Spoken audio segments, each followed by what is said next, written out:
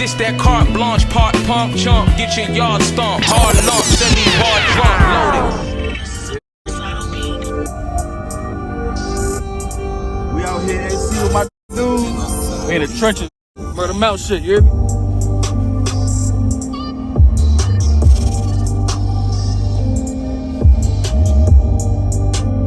Shit, 252 shit, nigga.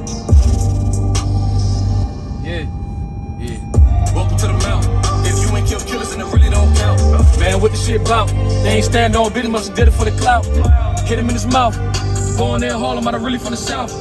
Really no doubt. He ain't no rap, but he talks, so he still is a mouth. Welcome to the mountain. If you ain't killed killers, then it really don't count. Man, what the shit about? They ain't stand on business, must have did it for the clout. Hit him in his mouth. Going there, Harlem, out really from the south. Really no doubt. He ain't no rap, but he talks, so he still is a mouth. Welcome to the trenches. Rule number 1, just mind your business. Be tripping. Said the wrong shit and he turned to a witness. Bro started crippin'. Ain't going to the club if I can't get the sticking. Lil' bro blinking. Ain't going in the shirt, get turned to a mention. Please don't try me.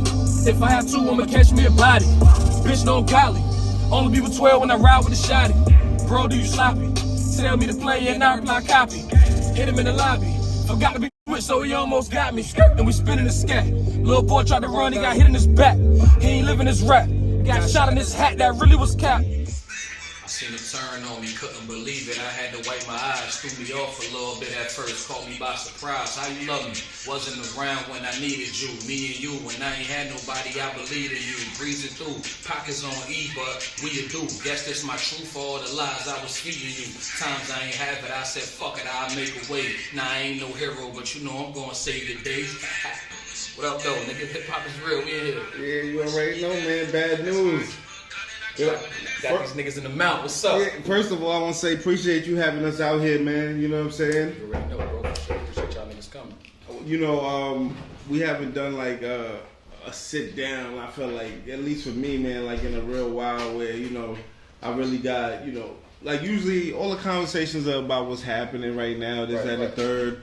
A little bit about what the artist is dealing with at times and things like that. You know, a lot of things dominate the culture, you know, sometimes beyond the art. You know what I'm saying? Mm-hmm. And today I wanted to, like, you know, have a different conversation with you today and, you know, be one of the first people that, you know, I've been dealing with you and building with you for years. You know what I'm saying? Sure. But, you know, a lot of times people don't really know who you are, who some of the things you go through, what you've been through. So I wanted to kind of like go from the start a little bit. You know what I'm saying? For sure. Because right now you're about to have one of the biggest battles of your career.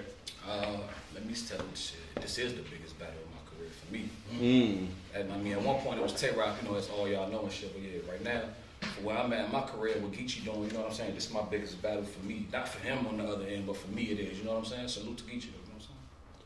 I mean, with that being said, you know, where were you born and raised, man? I'm from Harlem. I'm from St. Nicholas Projects, man. 2406 8th Avenue, 8H, nigga, for real. You already know the trenches, for real. Like that's why I was born at. I moved down here to North Carolina and shit. I was going on 10 years old and shit, man. 99.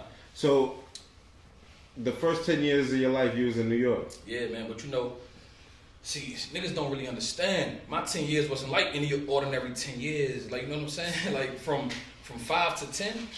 I seen what niggas started seeing at 16 already, you know what I'm saying? I was already seeing shit at 5 years old, niggas at 16, 17. Alright, so did you grow up with your mom and your pops? I grew up with my grandmother. My mother didn't have custody of me because, you know, she was in the streets. So, you know, she lost custody when I was born. My grandmother took me, you know, my grandmother had 13 of us in a 3-bedroom.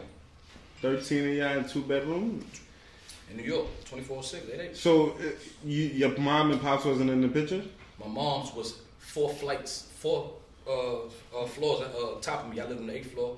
8H, she lived on 12H. Okay. Her, my step pops, Mr. Sonny and shit. Okay. That nigga's still here, 81 years old, been there for my whole life. That's my man. Wow, that's what's up. Yeah, for real. So, you wasn't with your mom though? Like She lived 4 flights. So, but were you with her? I was my grandmother, baby. No, I lived in my grandmother's house. My mother didn't have custody. Like, she'll come see us or whatever. But y'all lived in the same building though? In the same building. You see her every day though? I see her almost every day. Oh, yeah.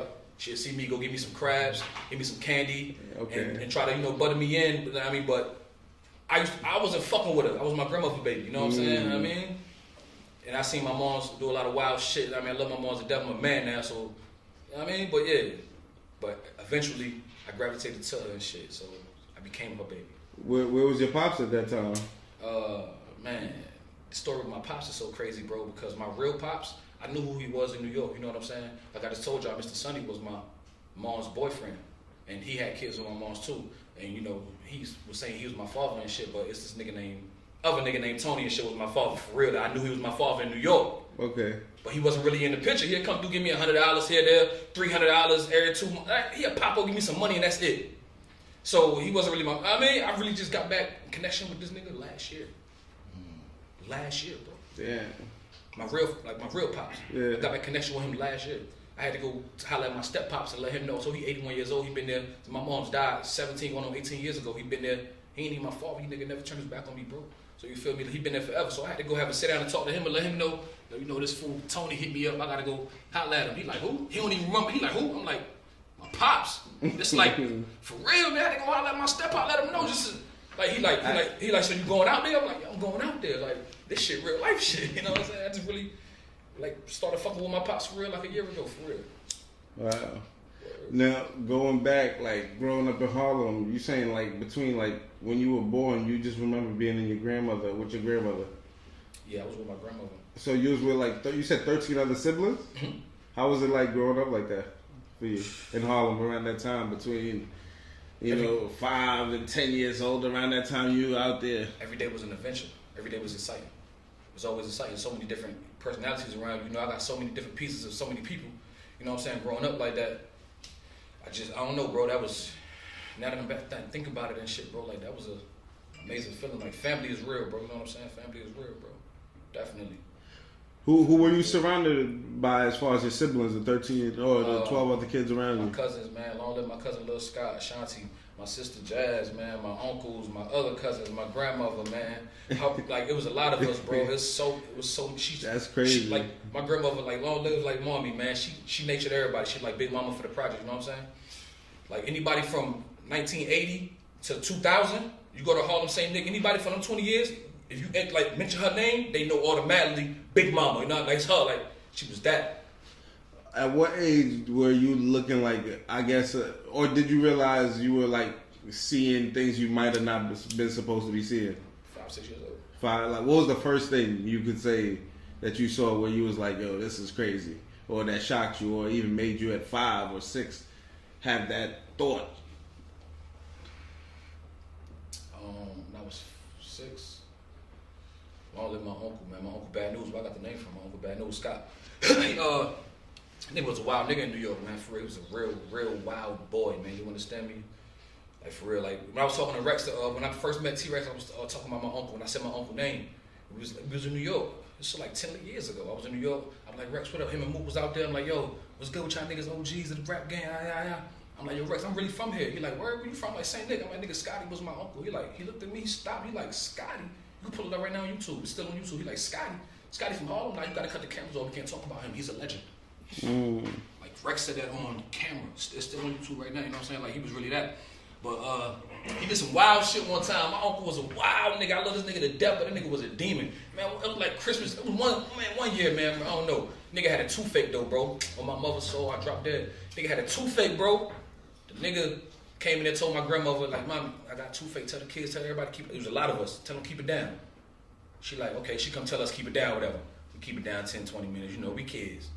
We start going back crazy. We wildin'. My nigga, it's the wildest shit I've ever seen. Nigga came out the room, bro. Nigga put a pole to my grandmother's head and kicked all of us out of the house. Every child in the house kicked us all out. In our pajamas. You say your uncle? 5 and 6 years old? Uncle. Jeez, man. My uncle. And what happened? Like, why did he do that? They go. He had a toothache and he wanted us to be He quiet. was making noise still. He was still making noise. He put a pole to my grandmother's head and kicked us out the crib and made us leave. Nigga. Everybody out. I wouldn't put that. I wouldn't say that. That's real. That's the craziest shit I've ever seen ever. Like at that age, like what the fuck? You know what I'm saying? Yeah. You was scared? Scared, terrified. Everybody in the project was scared of that nigga. Nigga was 5'3". Niggas walking around 7 foot, terrified, shaking when they see him. Yeah. Yeah. How did that affect you at that time? I mean, you know, just like I said, that was just the beginning of mad wild shit, bro. Like I done seen a lot of shit. So now me thinking back on shit like I probably was traumatized and didn't know I was traumatized about shit. You know what I'm saying? Before. You know what I'm saying? Just living life. You know, when you going through it, you don't really know until you sit. You know what I mean? But you soak in. And like, you see how you raise your kids, or see how you know what I'm saying. And they don't go through. They don't really see. I mean, they would never believe if I told them certain things about my childhood at their age right now. You know, they'd be like, "What the?" They'd be like, "Hell no, Dad." Yeah, for real. Like people down here don't know it's a whole nother life we lived in New York. And I can imagine what my older brothers and sisters seen before I started seeing shit like that. You know what I'm saying? So what was school like for you at that time? School's good. School's crazy. You know, I was a crazy math student, man. I was real wild in math. I knew by the age of 5 or 6 years old, I knew what was 12 times 12. Like, I mean, I'm talking about I knew not just 12 times 12. Like all kids know that because that's easy. Because you know when they find that out, they think they smart because they know that. But I knew what was 12 times 9, what was 12 times 5, what was 12 times 7 on the spot, what was 11 times, what was on the spot. Motherfuckers would be give me, bro. I was making so much money because they didn't believe my uncle would be like, nah, Chico know everything. Like, I mean, Chico, what's 13 times 9? I'd be bang. They be like, what the fuck? How old is he? 5. He know all his like.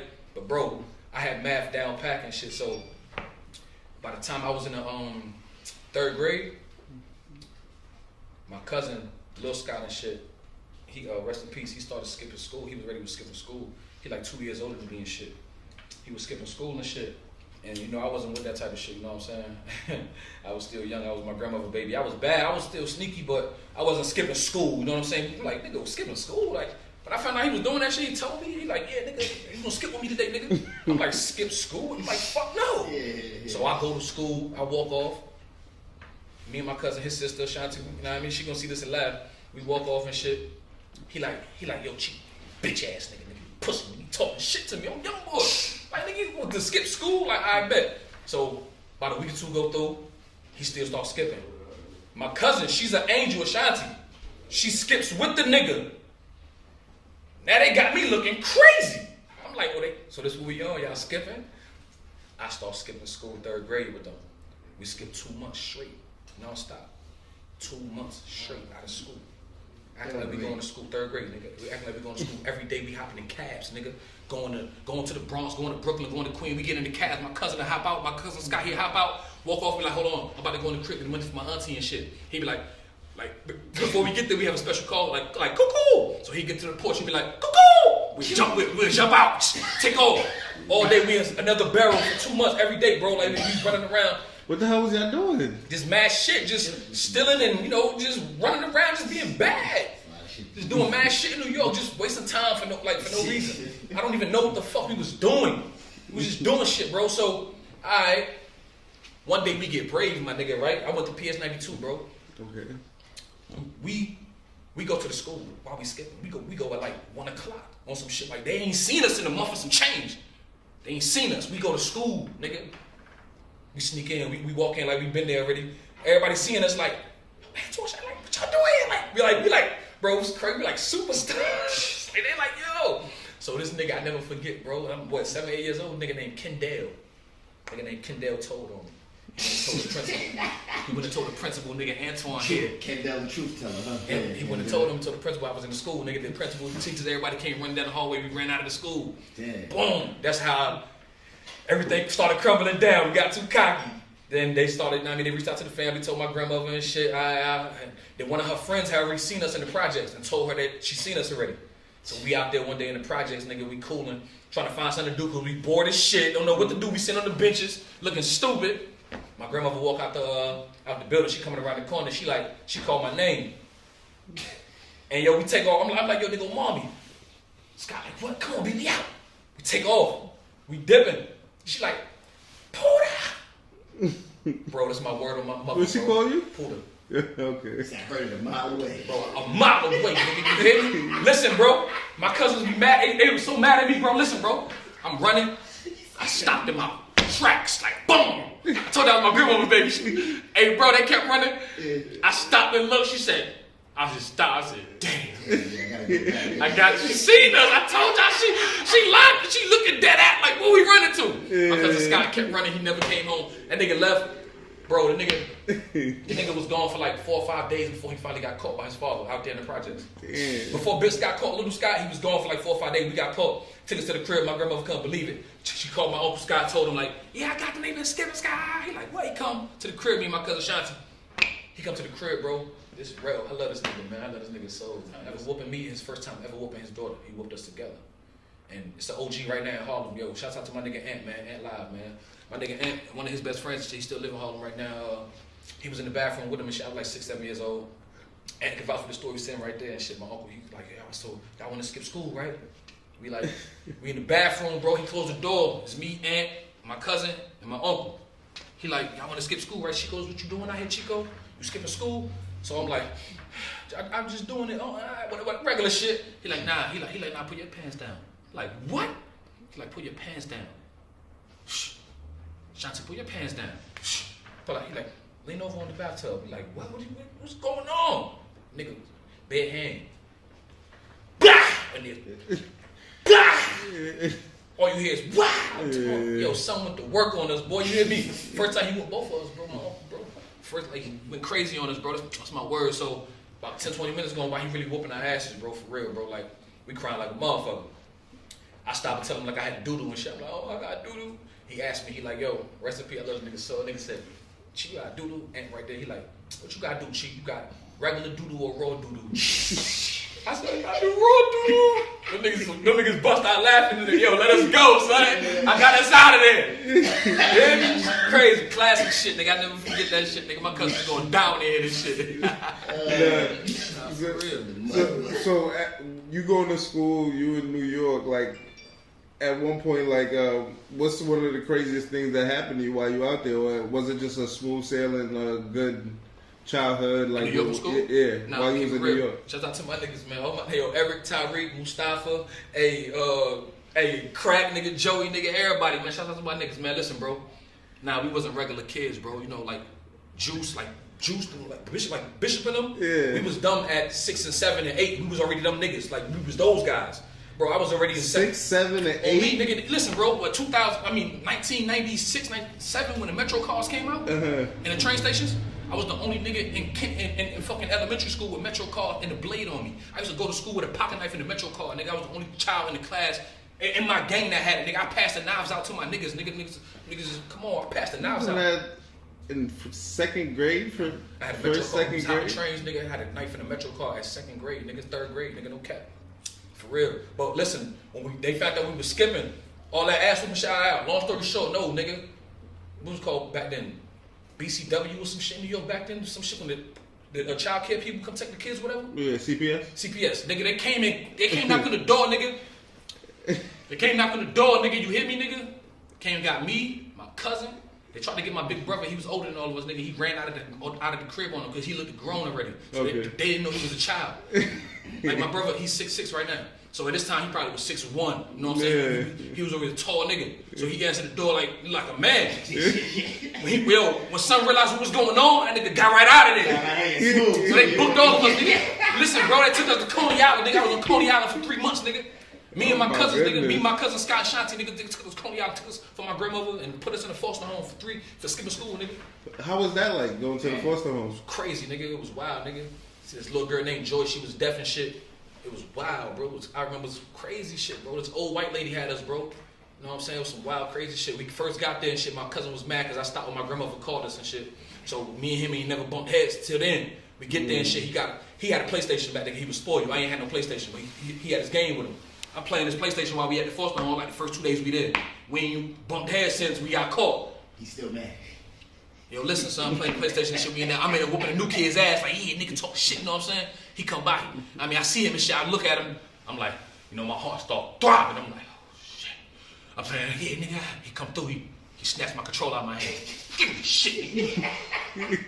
I'm like, yo. He like, fuck wrong with you, nigga. So he ain't say nothing. He took the controller and shit. I'm just like, damn, word. I mean, that was that. Boom. I'm like, all right. For me, that was good. I'm like, whew, he ain't whooped me. He put the things on me. Like, you know what I'm saying? This big cuz. I know he on that. Boom. About a day or two go by, bro. I'm sitting there, me and his cousin and shit. We motherfucking talking to some shit. He He stopped like, nigga, shut up, bitch ass nigga. Nah, nigga, you shouldn't have stopped, nigga. You stopped when we got caught, nigga. He was on my ass, nigga. Nigga stuffed me, bam. I'm like, oh, it's lit. I tried to do what I could do, nigga. I started grabbing, swinging, going crazy. Nigga was whooping my ass. I ain't gonna lie, my cousin tore my ass up in there that day. Nigga, no cap, nigga. That's my nigga.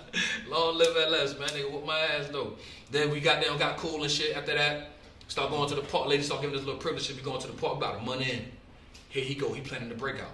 He planning we gonna run away from this shit. Me and Stink, we with it. We like, I bet we gonna do it with you, cuz. We go down to the park that day of. Nigga, we get to running, nigga, we leaving. Bro, we probably 15, 20 minutes away from the crib. Like, we don't know where we at. I'm like, yo, my cousin like, yo, Chief, what we gonna do? I'm like, yo, I don't know if you thinking like me. I'm ready to go back. She like, me too, nigga. Fuck this. This nigga tripping. So boom, nigga, we turn around, nigga, and run back the other way without telling cuz nothing. He's still walking and going that way, jogging, going that way. Nigga, we going the other way. Yo, son, we going the other way, we running. I look back, he's still going his way. I'm running, I look back, he going his way.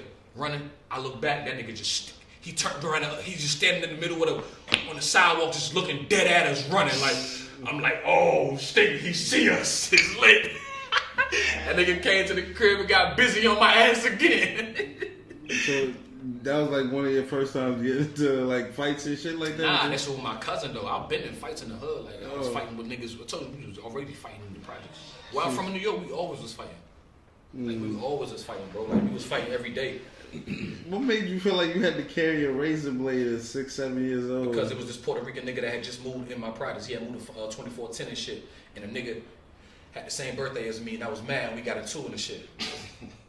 We was in the park one day or whatever. My birthday was coming up, and I was like, you know, I ain't gonna lie. That time, I ain't know nobody else with that birthday, bro. So I was mad as shit, nigga. I was on all bullshit with this nigga. You feel me? Like for real, bro. So hey, he got to a little argument and shit. He tried to run into the building. Before he get to the building, my niggas already grabbed him and pulled him back out and let me whoop him. I beat his ass and shit out.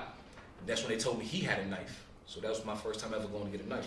Damn. That was my first. I had got me a knife, and I had a knife. I mean, that was my first time getting a knife. Damn. Hell yeah, facts. The Puerto Rican nigga say he had a knife. You know the Puerto Rican be having knives. So after the foster home, like you come back home and went back to my grandmother's house. You know, that was moving into the third.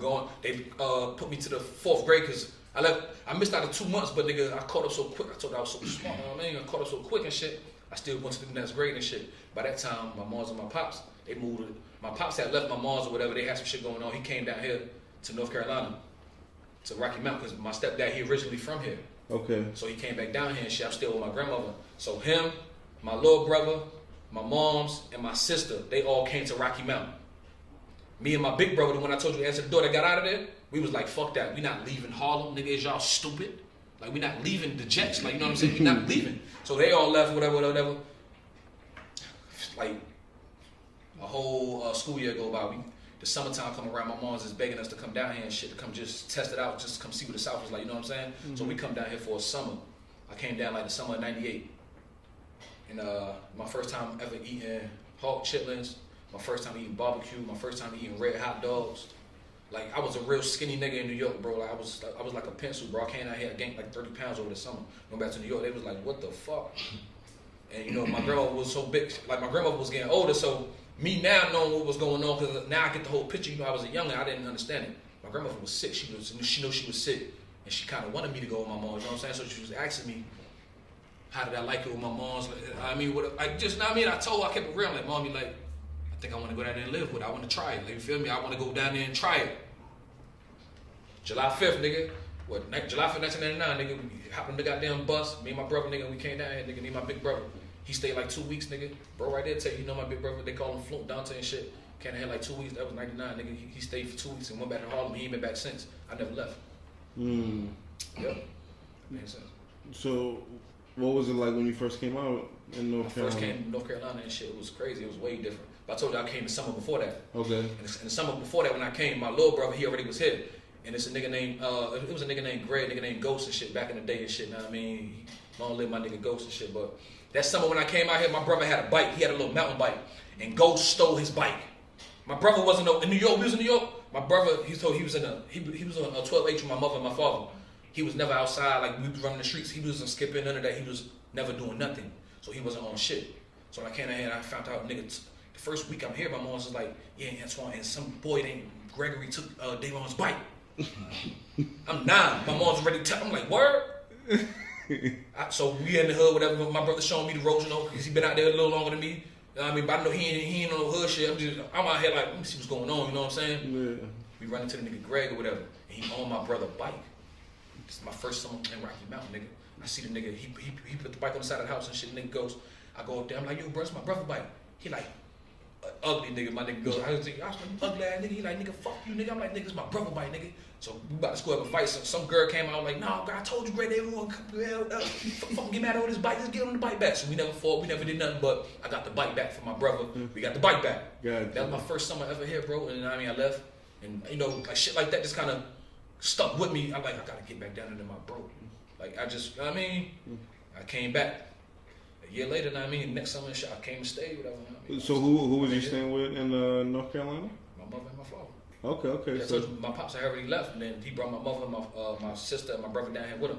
And me and my other brother wouldn't come at first. Then we came later. So then you kind of at 10 years old, kind of reunited back with your mom, like where y'all really living with her and everything Really like living that. with her, yup. Really living with her. And it was you, her, your pops, And my sister and my little brother. But I'm 32, he's 31. He about a year old. Okay. Yeah. We had another brother when y'all just met a little while ago. Yeah. He's 21. And I told you my pop's 81. My pops had him at 60. He's a Rolling Stone. Jeez. Yeah, that's the young boy. You ain't see my pops. He at Walmart working right now, 81. Jeez. Yeah. For real. Pops holding it down. For real. Yeah, he like Dr. Savior out here. And he got, what he say? He got 22, 21 kids. Your pops got 21? What's that pops? He got like 22 kids. So I mean, that- you motherfuckers right now be older than me and you right now be in Walmart with him. Go holler at him. What up, pops? He like talking to somebody. I'm like, you talking to? It's your brother right here.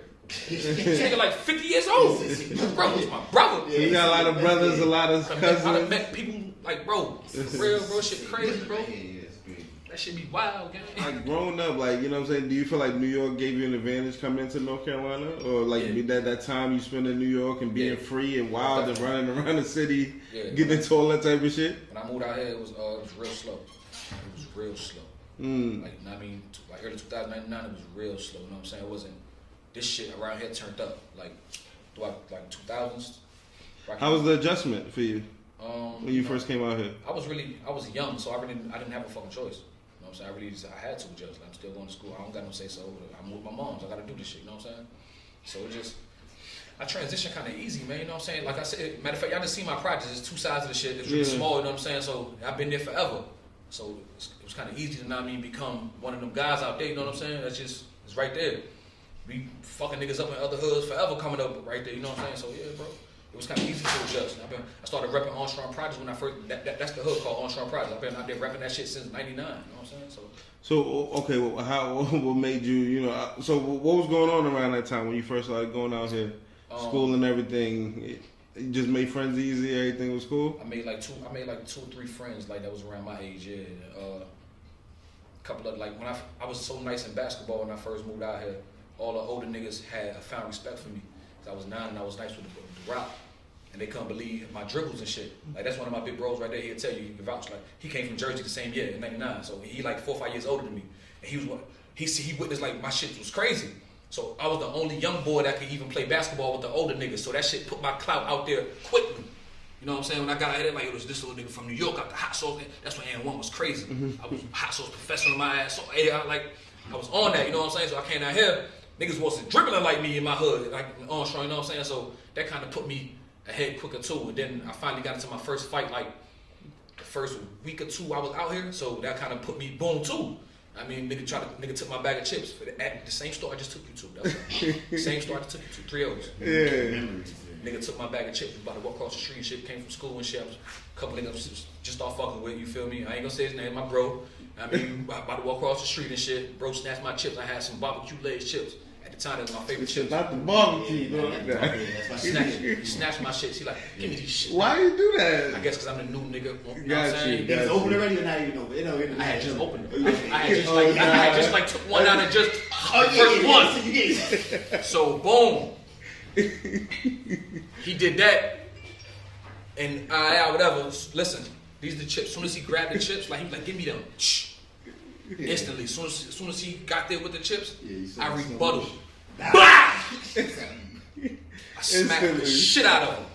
Right there in front of everybody. So, and he just dropped the chips and looked like it was just that. Like, I'm like, yeah, nigga, what the fuck? I was like, yeah. Like, nigga, play with me from New York, nigga. You know how I back then, you know what I'm saying? How that shit used to be, nigga. I always say that shit growing up. Like, that shit crazy. So, hell yeah. Ever since then, I just been, I mean, real, that was just that. It was like, kind of in a sense, like, put your stand down, like, all right, this how I'm carrying it from here on out. Real. Then we start going to school and shit. And then in school, you know, I ain't gonna lie, like I was a little ladies man. I played basketball, I played football, I played baseball, bro. I was ran track. I was hella athletic. I was crazy, you know what I'm saying? So that was just my stain came with that. You know what I'm saying? Just a lot. And then I was beating niggas up in school. Every year I get suspended a couple times because I done knocked the nigga out. So it was just every school I was going to growing up out here, everybody I was beating a nigga up every time I went to school. Well, I was just getting into fights and shit. Niggas be hating, you know. I told you I was ladies and shit. Niggas just hating, you know what I'm saying? Athlete, yeah. A couple times just hood to hood shit, you know what I'm saying? Like niggas messing with my mans, you know, I'm just, you know what I mean? Did you ever get into like how was like gangs within here or even in New York? Did you ever get influenced by that? Gangs in New York, there was a few Crips in New York, but my projects and all the projects I was surrounded by, like in New York, like it was mad bloods, you know what I'm saying? New York was so bloody, early 2000s, like 99, like it was bloods. Like all my OGs from my hood, like a lot of them niggas was blood, bro. My big brother blood, like niggas blood, bro. So when I came down here and shit, it wasn't really no gangs. It was just hoods. Okay. Like you had Armstrong, Holly Street, Hilltop, Hillsdale, Southside. I mean, it was just hoods. You know what I'm saying? Meadowbrook. Like so, you get hoods beefing with each other. And you know this shit so small, we all gonna see each other. Like I could take y'all through every hood after we leave here in like maybe 10 minutes. Every guy's name, I could circle them hoods right now in like 10 minutes with y'all right now. So we all gonna meet each other all the time. Gotcha. So niggas was fighting so much out here, like it was just always that. So then, you know, like 2000. Let me see, 2000 and what? Pop, what you say? 2004, 3, 2002. That's when the gang shit started coming around. Started seeing flags, you know what I'm saying, out of nowhere. But for us, you know what I'm saying, like my group, you know what I'm saying, nobody was banging. I mean, I was the first nigga from from 9 years old to 13, 14 when I first did it and shit. When I was the first nigga to even start acting like I was banging with a flag in my hood. Me and my man. What do you mean acting like? Like I wasn't really Crip, but I was acting like I was a Crip. I mean, you know, I never got initiated, but we was on that. Like nigga, we got some blue flags and we started riding on niggas for Crip, like, you know what I mean? But we was on, so we just created that shit back then, just bullshit in the hood, bullshit, you know what I'm saying? I ain't know, I mean, that was just some young boy shit, so, but we started seeing that shit like that, like, but it was other niggas that we was beefing with already on the other side of town that we like fought already, and they was claiming blood anyway. We heard they was claiming blood, they was young claiming blood, so we like, nigga, automatically we gonna bang Crip then, you know what I'm saying? So that's just what we was on and shit. Like, it was a few, like my whole generation of my age and shit, we all started claiming we was Crip and shit. Like, bro, right there, he had to get on his little brother ass, one of my mans, Louis and shit, tell him like, nigga, you ain't no fucking Crip, give me that flag. Y'all niggas ain't doing this shit. Like, niggas was mad. Like, y'all niggas acting like y'all banging this shit. So that was that. Then, you know, it really migrated. A lot of big homies from original states and spots, like real set, like started migrating here, coming here, and shit became real. You know, that's early 2000s, so shit just became real. You know what I'm saying? How old were you when shit became real? Shit, nigga, shit started getting real out here. Like, I was around about 12, 13 years old. That's when shit started getting real. Right? Yeah, 2 years out here, that's when... That's like 3-4 years in. Yeah. That's when shit started getting real. You know, the first 3, I told you, there was a lot of fighting at first. Niggas started using guns in, like, the 2000s, like 3, 4. When did it affect you, or when did you ever get into, like, anything out here around that age, 12, 13, or what were you seeing out there? I was just, like, going to, like, you know, the dances and the parties and shit. And me and my gang, we'd just be fighting a lot, just beating other hoods up. Like that was just at that point for us. That was it. Like we just was the dominant fighting niggas. You know what I'm saying? We just be beating niggas up. But around about 14 was when I got my first pole out here with my mans. Long live my nigga Ro and shit. My nigga Ro had a little 380 and shit in the hood. He like I said, he ain't trust a lot of little niggas and shit. Came to me and my man Hardbody. He like, yo, I need you to hold this down for me, nigga. I'm like, what? Gave it to me. I'm like, oh shit, what's this? Christmas. That was the first time seeing a gun? Hell no. My first time, one of my big bros from my head gave me one. Okay. 13 and shit. Yeah. Okay. Facts. So with all this going on, when was the first time you picked up a pen? My first time ever picking up a pen, I got locked up. I was in jail actually. How old were you? Hell yeah. I was 16. Okay. So So you wasn't thinking about rap all them extra years and all that? Like, as far as, like, wanting to be an artist? I'm gonna show you when we leave. I got baseball, basketball, football. I got trophies. I was an athlete. Okay, so you're straight athlete. Exactly. So you wasn't thinking about It was it. crazy. So when did you first want to start rapping? I got locked up. I was bored. I was in jail, right? Cassidy. It was Freestyle Friday going on a lot. Like, all that time I was 13, 14, you know, I used to run home to go watch, I don't know if y'all remember Twilight. I remember Twilight from One of the Apart. It was the nigga with braids. He had cornrows. He was nasty. Alright, Twilight was nasty though. He was different. Him, Hollow the Don. Hollow the Don was my favorite battle rapper all the way. Yeah, Poster Boy. Hollow the Don was my favorite battle rapper all the way until I got introduced to T-Rock. Got introduced to T-Rock when I was what? So I watched battle rap for real at what? 19? And how long were you locked up before you started writing? I was locked up for my first bid I ever did was 10 months. And then like what? How many months in did you first pick up the pen? I came home with probably 120 verses type shit. Sheesh. I was going crazy. I was so influenced. You know me, I'm a young boy, bro. I'm young. I'm just writing everything, mad shit. I still remember my first bars, kind of, sort of like that shit crazy. I kind of like that shit. What I say, I was like, yo. I said, yo, you see me in Armstrong, chilling in the blue ride, disrespect us, you might as well commit suicide. Cause we shooting shots right at your cerebellum. Oh, y'all older niggas some beasts, well, run and tell them. The young niggas in charge and we holding down the blocker. Murder you niggas and dump you in the high school locker. The block hot, full of pits, something. I don't know. I remember that was like my first rap I ever wrote though. That was my first time ever trying to do it. I remember them couple of bars though. That's dope. That was the beginning though. That's a fact. What you get That locked was up in for? 05. I got locked up for what? 7 armed robberies, attempted armed robbery. For what?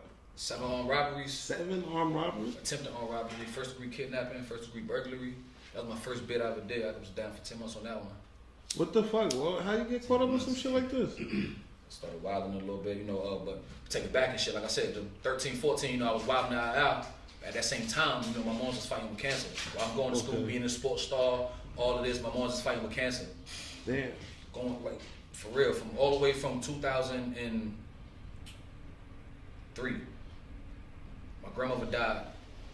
When I moved out here from New York, every year on my birthday, you know, I told her I was my grandmother's baby. She'd call every year on my birthday, June 13th, she hit my line every year. Tell me happy birthday, early in the morning, first person, every year. Turned 13 years old and shit. It's 11, 12 o'clock. The phone ain't wrong, bro. I call up there on my birthday, bro. Oh, where mommy at? What? Antoine, we ain't want to call you. Mommy passed away this morning. Oh my God. At 13? So I'm like, what the fuck y'all mean? That's when they told me she had cancer. I'm like, she had cancer all this time? Like, I ain't know she had like all that time she had cancer. So, you know what I mean? My mom was devastated. And at the same time, my mom was fighting with cancer, but it was acknowledged. The family knew my mom had cancer. My grandma was keeping it a secret. My grandma had cancer for like 6, 7 years. And she was keeping it a secret, fighting it. Yeah. My mom, we knew she had cancer, so that shit took my mom's cancer to the next level. My mom had just beat her cancer. Got her breast cut off, cancer clean, was free, just beat it. And she came back like yeah, that shit GBG gang, that shit get back gang, that shit came back, spit the block on my mom's on some other shit. By the time I was 15, my mom was packing it up. Cancer tore her ass up out of here, boy. I watched that shit eat her alive, nigga. Used to walk home from school. Nigga. I don't know if y'all niggas been around somebody that's dying or the smell of death. If you know what a dead body smells like you know what I'm saying? Like if a body been sitting somewhere and somebody find a body and it's been there for 2 weeks, you know, can you imagine the smell?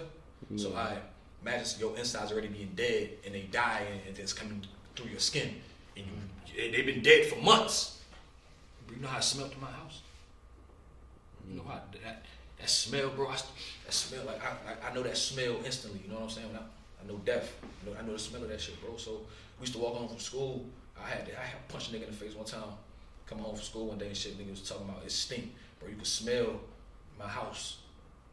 The block was right here across the street. You could smell it like when you get ready before you cross the street. You could smell that odor coming out of my crib. But it was my mom that cancer. That shit was reaping on the whole block. Like my neighbors would be like, man, my neighbors try to help. Everybody try like it was like that. And my neighbor, it was me, my neighbor, and my girlfriend lives right here at 15. And by 14, 15, going to 15, whatever, my girlfriend, I'm 15. She's pregnant. I got my first daughter on the way as well. Oh my My goodness. mom's dying from cancer.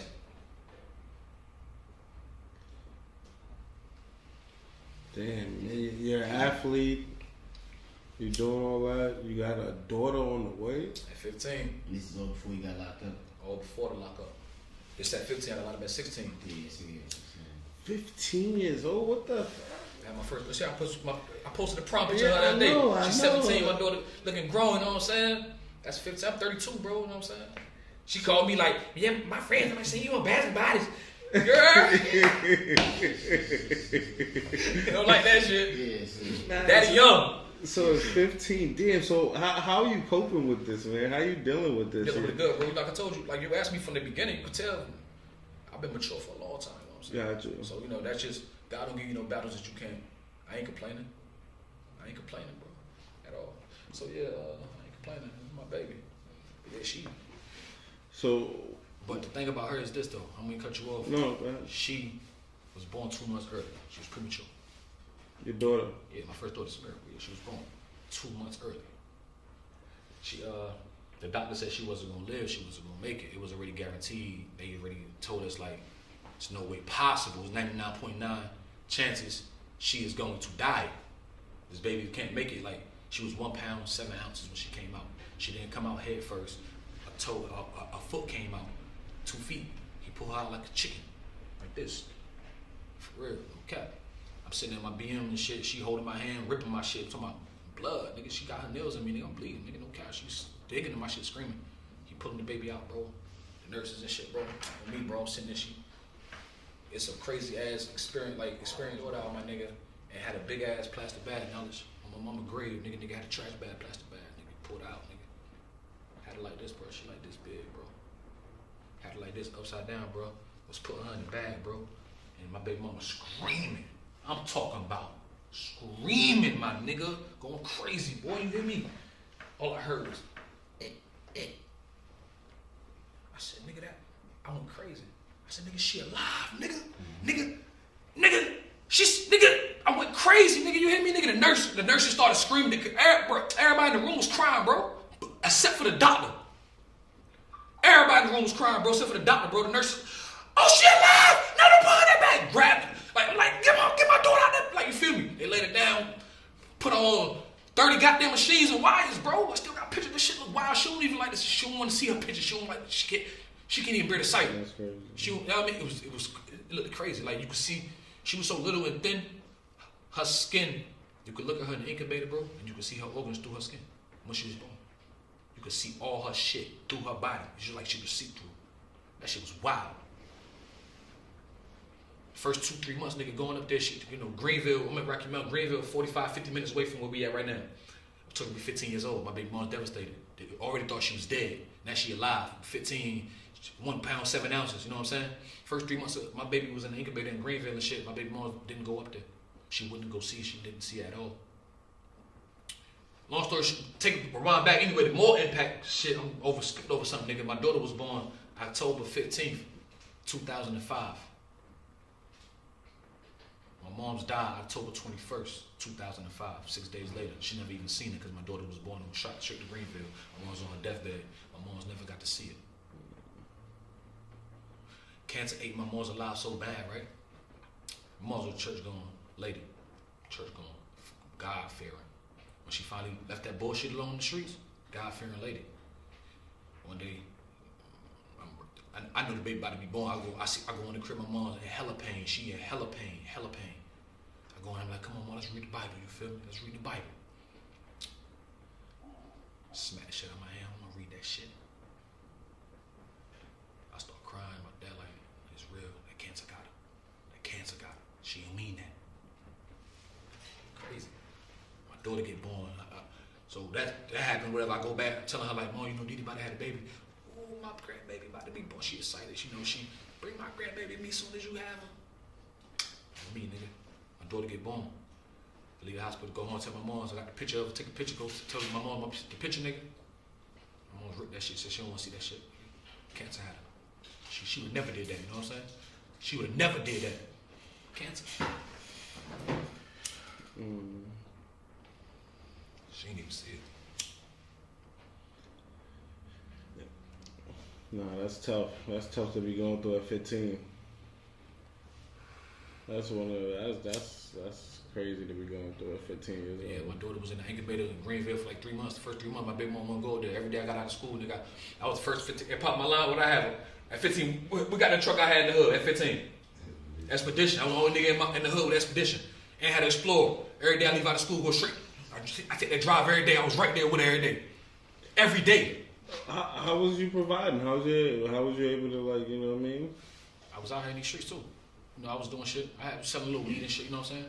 At that time, bro, like, my daughter was born at 15, you know, I was selling a little weed and stuff, you know what I'm saying? I didn't have to provide for real. She was an incubator, you know what I'm saying? We still had her grandmothers, all her family, you know, they handicapped and spoiled her like a motherfucker, you know what I'm saying? She made it through this. You know what I'm saying? So we named her C Miracle. She's a miracle baby. So yeah, bro, you know what I'm saying? So, you know, she was hella spoiled. So I had hella time and hella leeway to get my shit together from the support family members that my baby mama had, you know what I'm saying? And the little bit of family I had too down here, you know what I'm saying? And the ones in New York, they even supported me, whatever, you know what I'm saying? Got you. My daughters never needed or wanted for nothing, you know what I'm saying? For real. It's like, at 16, next year after and shit, you know what I mean? I start doing shit I ain't had no business doing. Just out of hurt, you know what I'm saying? Just doing shit. Damn, how do you deal with that though? Now that I'm thinking about like them 15 years, just like all of that, and then just dealing with that, is like, how could you not lose it a little bit? You know what I'm saying? Next year, my mom's, we had a little life insurance thing on us, so you know the next year and shit, they gave me, my brother and my sister, they gave all of us like $4,000 a piece or some little shit. You know, at 16, 4,000, that's some little change, you know what I mean? But that's nothing, like, what the fuck? Yeah. But I had that on me and shit. The same week I got that and shit, that's the week I got locked up for all them charges. You know, robbing, all that crazy shit. My pops, my step-pop and shit, to this day, he like, to the life of me, I don't understand. How your mama died, you get this little money at 15, 16, 20, and you out you robbing and stuff. Why was you doing that? I don't know. I ain't gonna lie, the only way I was doing it because now a couple of my big bros was doing it, and I was like, shit, I'm outside. You know what I mean, I was a young boy. I used to always be outside. Me and my niggas be outside at 1, 2, 3 in the morning all week on weekend. You know what I'm saying? Like I told you, we from New York, so my mom's was a little more lenient down here. It was slow. Like we never went inside New York at 5 or 6 years old until 4 or 5 in the morning. Nigga, my grandmother used to drink, nigga, and fall asleep on the bench drunk, nigga. And I used to be outside running around all night. For real, nigga, at 5, 6 years old, nigga, no cap. Me and my cousins be outside all night. Yeah.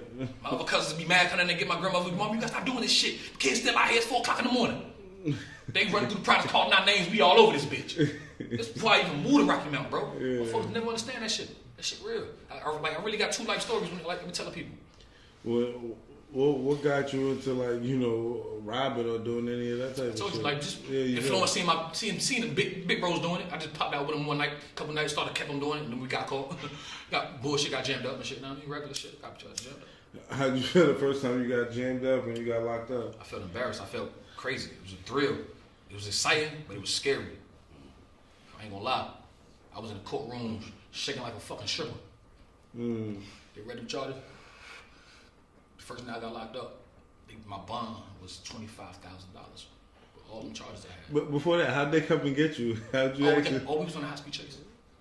Big bro was driving the shit. He was on a high-speed chase and shit, you know what I mean? They caught y'all committing the crime or some shit? Trying to commit it. So trying to commit it? Basically, you know what I mean? It was called in and we got on the chase. Damn. You know what I mean? He was gonna commit something, but they got it. They seen us. It was Domino's people. Domino's people, know what I mean? They called that shit in, they got there, you feel me? Motherfucking, the law got on our ass, nigga. Chased our ass, nigga. We got them getting out of there. You feel me? We got them, shit, go to the hood. We just came from my hood and shit. We out there running. We hop out. We running all through the hood, bro. There's probably 20, 30 police cars swarmed the whole project. They just locked that shit off and found us in the woods and shit. Damn, so you was going to do that real shit. Yeah, my first time ever getting locked up, nigga. My first time ever getting locked up, nigga, for real. In the hood, nigga. What, nigga? They locked that shit down, nigga. Pulled us out the woods. That shit, I was on the newspapers everywhere, nigga. They like, boy, they couldn't believe it out here, nigga. The sports star, nigga, out here robbing. It's crazy, nigga. No cap. That's crazy. So, how was the cops? Was they on it? Like, you know, a couple of the cops. Was they cool? Was they trying to beat y'all niggas up? Like, yeah, one of the cops body slammed my man and shit. And I mean, niggas, you know, niggas was doing me dirt. Nigga hit me. I still got a scar in the back of my head right now. Nigga bust my head up with a flashlight and shit. You know, I was young and I was energetic. I was big. You know, at 15, I'm a grown man. You know what I'm saying? You an athlete and I shit. can handle these niggas. I'm handling shit. Niggas hit me with the flashlight, bang, bust my shit. You feel me? Did me dirty. I mean, hell, they put me down and shit. Hell, that shit was crazy though. Niggas locked us up and shit. I was in that bitch 10 months, nigga.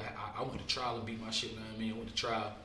Only reason we beat it, I beat it because I had ski masks on. You know, and they said they couldn't identify nobody because of the ski mask or whatever. You know what I mean? Bro, I ain't gonna lie, bro. The judge gave me a second chance. That's what it was. You know what I'm saying? They gave me a second chance because the one that we got caught up with and shit that we was attempting to do. Yeah. I mean, I had played to it. The judge said, "Fuck that," and threw it out. Damn. Gave me a second chance. Facts. And the other ones already, I had my lawyer nipped them in the bud. On some, I mean, but that one, what was it like in there? 10 months. It was different. The first night I got locked up, my bond was $25,000. I'm on the phone with my pops. He like, I beat it tomorrow. We gonna get you out because you know it's 10%. It was 15% at the time. Now you know you can find 5% by me now. But back then it was just 15% straight. So at 15% of that 25, he probably, he needed what, 3,700, 4,000, some shit like that. Mm-hmm. He was gonna come get me. I had a date. I had a bond hearing, a trial, not a trial. I had a bond hearing in my first appearance the next morning. My first time I my first appearance, bond hearing, whatever. I walk in there and shit. They read the charges out to the judge. The judge said, "Who set this bond so ridiculous like this?" The DA, "What, Your Honor? What do you mean? All these charges and 25,000, 300, man, up this bond to 350,000. Boom." Jeez. Sent my young ass back to the block. I call home to my dad. Me, young, dumb. Dad, shit, you still come to get me, right? Hell no, that's when you heard what that man said. I ain't. Shit, real, nigga. It's only a couple more dollars. Shit, real, nigga. Had to ride that out with a trial on that. But yeah, I'm in there and shit. First in there and shit, bro. It was crazy. You know, it was weird, bro. You know, it was weird as hell. Weird as fuck at first. Like, damn, really in jail, bro. Yeah. Like, the first month, like, once a month sink in, you like, yo, you calling home every day, bro. Listen, bro. Anybody, mad niggas been locked up with me. Niggas tell you all the time. That nigga, I played the phone. I was on the phone every day. like, out of 12 hours, if I'm up, at least 7 or 8 of them hours, if I ain't playing cards in jail, I'm on the phone. Yeah. Playing chess or on the phone, you know what I'm saying? Or whooping on a nigga. That was my first bid in there, nigga, but I beat like 2 or 3 niggas up my first time ever being locked up and shit. Hell yeah. My nigga Maine. Woo! Yo, Maine. My nigga Maine was in that bitch. Yo, Maine was big as hell, right? It's this white boy named Chris House. He ain't had no teeth, no front teeth. We was kids and he had no front teeth.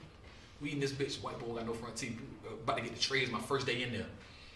The trades come through and shit. It's a nigga down there in the last block now. I'm like, yo, who in that last block? And shit, there was another nigga in there. I knew I couldn't figure out who the fuck it is right now. Anyway, he like, goddamn said, man from the hill. I'm like, man, Eddie brother from the I'm like, nigga, he from the projects. I know them niggas from the projects, but they moved to the hill. You know what I'm saying? So he in the last block down there. The white boys and these other niggas is terrified, acting like he is this motherfucking demon. So I'm like, who is this nigga y'all talking about? So I'm gonna get my tray and shit. Get the tray. He come out. He had a blanket on him. And he walked up there, got this tray and shit with the blanket on. And motherfucking, he seen me. I seen him. The only way I knew who it was, my nigga, he got this big ass lip. And I looked. I said, man, that nigga said, Tword. Took the goddamn blanket out, that bitch big as hell, had them with some white boxers on, bitch. What the hell you doing here? Grab me, nigga. I'm 15, big bro, grab me. Fuck you doing here, nigga? So I'm like, nigga, you the nigga, everybody here scared out, nigga. You running this shit like this, nigga? He like, oh, hey, nigga know what it is, you feel me? And you know what I mean? Then he already knew me from the street because, you know, he like a year older than me, but I was doing the same thing he was doing, nigga. He know I do it, nigga. So, everybody seen the respect he had, and for me, they was like, oh shit. It automatically became my little shit real quick, you know what I'm saying? So that shit I was in was my little shit real quick. The whole time I was in there, yeah, that was my little shit. That's a fact. But I started writing maybe 2-3 months in that motherfucker. Like, I started writing shit, like 50 Cent coming on, Candy Shop and all that shit. Back then, what was playing so much? What was my favorite song? Big Things Poppin', the T.I. shit back then. That was the inspiration? All that shit, yeah. I just started writing, bro. I mean, I told you I already went in there listening to Cassidy, Twilight, Hollow. Did you have already interest in rapping though before that moment? Never. I never was rapping. I never used to rap. Never used to rap. I kicked my first rap in there in jail. That to them niggas, even the nigga made everybody. They was like, what the fuck, nigga? That shit hard. Niggas was like, I'm like, this shit hard. Niggas like, that shit hard, nigga. So ever since then, I've been writing. I started rapping. I came home after them bills. I came home, my niggas. Bro, I had so many raps, bro. Niggas had me rapping outside all night long. I was abusing the hood, getting drunk, rapping all night. This nigga gave me my first goddamn time I ever got drunk. Came from that man right there. My big bro came from that man right there for real, no cap. Got me lit, nigga, no cap. Smoking everything, nigga. Rapping all night, nigga. For real. So with all you've been through, and you've kept the aggression and the passion, and like you translated it into your bars. Yeah. So like when you was performing in prison, like did you have that as well? Hell no. If I did, I don't know. I was a rookie. I was young. Okay. I can't remember that. Okay. I mean, I wasn't thinking about being a battle rapper. Back then I was writing songs like raps. Like even though they sound like battle verses, Yeah. it still was like meant for songs. I was just young, trying to, you know what I mean, imitating Cassidy, 50. So all my music sounded shriekful, like aggressive. You know what I'm saying? Everything I did, I told y'all what I went through. All my music, I rapped about real shit. I rapped about matter of fact, I'm gonna let y'all hear some shit. My man, one of my big bros from my hood, my nigga Jodan, shout out to Jodan. He sent me some shit when I went to Bads and Bodies and shit. He said, yo, this is a little inspiration and shit. I still got this on my computer. And I was like, what the fuck is this? I opened up like 3-4 of them songs, bro. I'm like, oh shit. And I'm listening to this shit, bro. And the people that's around me in the crib, they're like, Prestavia, Goody, they're like, yo, Newz, you was a wild. How old was you on this? I'm like 17. Prestavia like, nah, you different out there. I'm like, yeah, I was talking crazy on it. So yeah, I was like making songs, but you know what I'm saying? I still was like, you know what I'm saying? I always had that battle angle in me because like I said, with watching a lot of Cassidy, the Moot, Moot 2, J Mills shit. That was a thing back then too. That was a big thing back then. The Moot, J Mills, you know what I'm saying? So I would just, and I'm from Harlem, bro. So I guess that shit was already in me. I didn't even know. You know what I'm saying? I just didn't even know. I don't know. So that, but like I said, bro, that rapping shit came out of nowhere. I just stuck with it. And then for me, I didn't tell y'all when I was in, I first went to 9th grade and shit, for football and shit. I was on JV. They bumped me to varsity. As soon as I got there, I played a game or two. Niggas was like, nah, he's going up. So you was really nice in sports. Yeah, they put me on varsity immediately from Northern Nash High School. Immediately for football. I get a scholarship in the mail. A couple weeks later, ECU in Greenville sent me a scholarship. Nigga, I'm in 9th grade. I had a scholarship, nigga, to go to ECU as soon as my high school was over. I already had a scholarship at ECU for football, nigga. I got locked up, fucked up. Oh, and yeah, you lost your scholarship. Once you got locked up, you became ineligible type shit. Yeah, they broke them though. So now you 16, coming home, about to be 17. How's it like dealing with, you know, the loss of your daughter and the loss of my mother? The loss of your mother, your daughter, dealing with your relationships, school. Like how you managing at that point? Still kind of lost in the sauce, trying to find my way. You know what I'm saying? Because at this time, you know, you got to think about it. I'm coming home, first nigga out of my group, getting locked up for this type of, you know what I mean? Yeah. You know, I'm coming home with that sauce. Yeah. I came home a little different, bro. You know, I'm 17. I really stepped back out here on some other shit. I ain't look back. You know what I'm saying? Like, I started thugging. Okay. I started thugging hard. Like, was it like, because you said you definitely talked about like the game, you know, influence and shit like that? Yeah. You know, all my niggas was still, like, even when I was locked up in there, niggas was still screaming. All my niggas, a lot of niggas still ate trade, you know what I'm saying? I ain't never go that path and shit. I mean, always associated with my niggas and shit, because I can't. My childhood friends always that shit, you know what I'm saying? I took another path and shit, you know. I niggas know, I already know what it is, you know, GD with me, but yeah, that's a whole nother story and shit. Shout out to my nigga Monte and shit, you know what I mean? That's a whole nother story. Well, was that an early thing, or was it like why? That was at 17. Oh, so that is like kind of like the. That was all in the same year when I came home. Yeah, this ain't no made up shit. That shit been real. I still yeah, same you know, definitely don't want you to ever incriminate yourself and say I ain't crazy or nothing like that. Crazy, but niggas know what it is. Yeah, exactly. Because you know, we've heard your battles. We know, you know what I'm saying, what you rapping, things like that. You know what I'm saying? Yeah, so what kind of got you, like, you know what I'm saying, even saying, like, yo, I'm going to even do that? Because you sound like you was kind of free spirit, you move on your own. Because, you know, always been a leader, not a follower. So, you know what I'm saying, I see everybody, when I see everybody doing something else, bro, I just do the opposite, you know what I'm saying? That's just me, though. So, it ain't going to change our relationships and none of that. I mean, bros is bro, you know what I'm saying? But I met a nigga that was repping this, and I just felt like the lessons and the shit he was putting me on, teaching me was just, you know what I'm saying, just, I'm talking about just street shit. That was like what I wanted to be taught. If I was gonna be moving, doing what I'm gonna be doing, I need to be under this and understand what I'm doing for real at a high level. You know what I'm saying? So I chose this path. And that's just what it was, you know what I'm saying? So that's just how that went. How was it dealing with that? Like, well, you know, I'm sure it's trials and tribulations with anything you deal with. Yeah, you know, you gotta put that stain there. You know, niggas ain't gonna like niggas ain't gonna like what you rapping. You don't like niggas rapping, and then growing up young and dumb, you know, you always trying to make a name for yourself. We did a lot of color banging and dumb banging. Like we were just set tripping on niggas for no reason. You know, even though I wasn't with the local, I mean Crip or whatever, like you come to my hood, whatever. If it's 13 Crips and it's 3-4 G's, whatever, nigga, we finna whoop your ass with these niggas. It's still the hood, the nigga we grew with, nigga, you know what I'm saying? So it's just that, you know what I'm saying? So other than that, it's just shit, bro, you know, regular shit, bro. You know, it's been a lot of goddamn beef out this bitch, but beef come with gangs, money, bitches, you know what I'm saying? That's just regular shit all over the world, you know what I'm saying? Gotcha. Yeah, that's just regular shit. Niggas ain't really set tripping about what niggas is repping, and niggas ain't disrespecting nobody shit.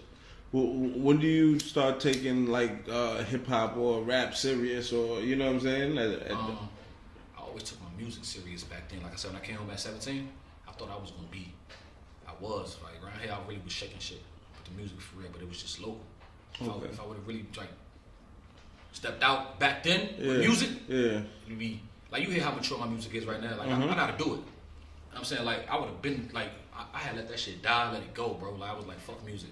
Then at 19, I got introduced to battle rap. Like for me to battle rap, my man, I was recording with C-Dub and shit. He was like, "Yo, I'm about to throw a battle rap event, and I think you should battle." This is at 19. Yeah. And I'm like, "Word? I don't battle, nigga." He like, "Nah, nigga, you do battle, nigga." He said, "Nigga, I've been recording you for 2 years, nigga. Like, you got that battle flow, nigga. Like, you could battle." I'm like, "Alright, fuck it. Let's try it out." He set some shit up, gave me some nigga named Swag, right? Nigga was buns, ass cheeks. I'm talking about it was ridiculous. And this was your first battle ever? That was my scrimmage game, pre-game battle. Gotcha. That's my first battle ever, right there. Got you. Actually, at the time when he set the battle up and shit, I was on a run. I was on a run and shit. I was on a run for like, I was 19. So I was on a run for like what? I think I was on a run for like 2 B&Es and like 3 robberies. I was on a run for like 3 robberies and like 2 B&Es or some shit like that at that time and shit. I called bro C-Dub and told him like, nigga, gang them don't call me and told me the D's is in the front asking niggas like, y'all seen, asking about me. Yeah. I'm not coming out there, y'all niggas on that. He like, nah, nigga, I got some Surf here, I mean, Surf was here, the first battle we ever had. Surf hosted it, nigga. Surf was right there. This is young Surf. And this was your first battle. Surf was there, your first battle. Me and Kel right here. Kel, get the camera, nigga. Yeah, you can sit there for us. Listen, man, this is the epic first battle. This is my first battle, nigga. Surf was there, nigga. Come over, nigga. Yeah, you already know, man. Yeah, first battle ever, nigga. Surf was there, Surf hosted and shit. I ain't gonna lie. This nigga tried to tear my fucking head off. Don't get it twisted. Classic shit. I was talking shit, but nah, bro tried to tear my head off and shit, like. But I called Dub and told nigga like, know what I mean? But I tell you, hey, I won't coming, right? They were like, bro ain't gonna be able to do it. Bro got wants and shit, you know what I'm saying? I'm like, damn, that's crazy. So we sitting around and shit, club packed and shit. I'm talking about the shit packed. So that's when I think Doug came back to me and shit out of nowhere. He like, look, you know what I'm saying? We gonna do this shit in the back right quick. Everybody gonna kind of like easily go to the back. You know what I'm saying? Bro gonna, you know what I'm saying, come through the back type shit. We gonna do it real quick while the police at the front. So we like, all right, boom, we back. So he guided everybody to the back, you know what I'm saying? So our shit was so lit because in the back of the club, it's like a little area where you smoke it, you know what I'm saying? A lot of space, you feel me? Man, I'm talking about the whole club came to the backside, bro. Bro hopped the fence, you know what I'm saying? Come over that bitch. I ain't even gonna lie, bro like 20 deep. I'm talking about, bro got like 20, you on the run niggas right now. Run, the D's at the front looking for me. No cap. And they see me on the flyer, I was gonna be there. They didn't know I was there. Niggas gonna call me like, bro, they asking about you. They already asking me. I mean, And you still like, yo, I'm gonna still pull up because the my back. nigga C-Dub, the one I'm talking about, real loyal nigga to me. I don't go fuck what no nigga said about that nigga. To me, that nigga one of the realest. You hear me? He made that shit That happen. nigga told me, nigga, on me, nigga, you jump this fence, I got you. I don't go fuck what your bond is, nigga. I'm coming. I don't go fuck what it is. If you get a lot of on the street for me, hey, I'm getting you out. I said, nigga, I'm gonna hold you to that. I'm coming. I'm on the way. Came there and jumped the fence, nigga. That shit was crazy, bro. Jumped the fence. I'm talking about as soon as the battle was over. On my mama, nigga. As soon as it's over, nigga, what I do? I ran back to the fence about to jump it. That nigga Sue Sir ran me down. Hey, cuz, hey, I'm on the fence, nigga. Right after we finished talking too. It's my word. I'm on the fence climbing over. Sir said, hey, cuz, hold on. Take my number real quick. I fuck with you, nigga. Take my number. Hey, bring you to Jersey. We got Block City and shit. Turn you up. My first battle ever, nigga. No cap. Damn. So niggas, you know, and it be wild, it be crazy this though, right? And this battle's out on YouTube, of course. Yeah, hell yeah. You know what I'm saying? Hell yeah. How'd the battle turn out just for y'all? We said, you know, he said he won. I said I won this shit. I cooked his dumb ass. You was already battling though at that point. He was fire though. It's like I was battling like in my hood and shit. It won't know. See, my shit was more like I was battling in the hood type shit on some hood shit. But when C-Dub came out, he was doing this shit on the camera. Like I'm like, yo, this shit crazy. So like. I was in a little juvenile joint, ran my battle raps and shit. So when I got out, I got hella battle raps. So I'm already waiting for a battle. You know what I'm saying? Man, shit. I'm like, yo, I want to see how I look on the camera with this shit. So Dub called me and shit. Like, yo, I got somebody, you know what I'm saying, for you to battle. I already knew they were trying to find somebody to smoke me. You feel what I'm saying? Because it's like, I'm from a different town, you know what I'm saying? At the time, you know, you got to like fight for your respect. When you like, I'm 20 minutes up the road. I'm in his hood, they hood. You feel what I'm saying? Man, that shit was crazy. So like, bro, that was really my first battle on camera, bro. You know what I'm saying? So that was like really y'all both got for same time type shit. So ever since Crazy, the battle, bro. been locked in ever since after that. That's my nigga, bro. And that shit was what, December 09.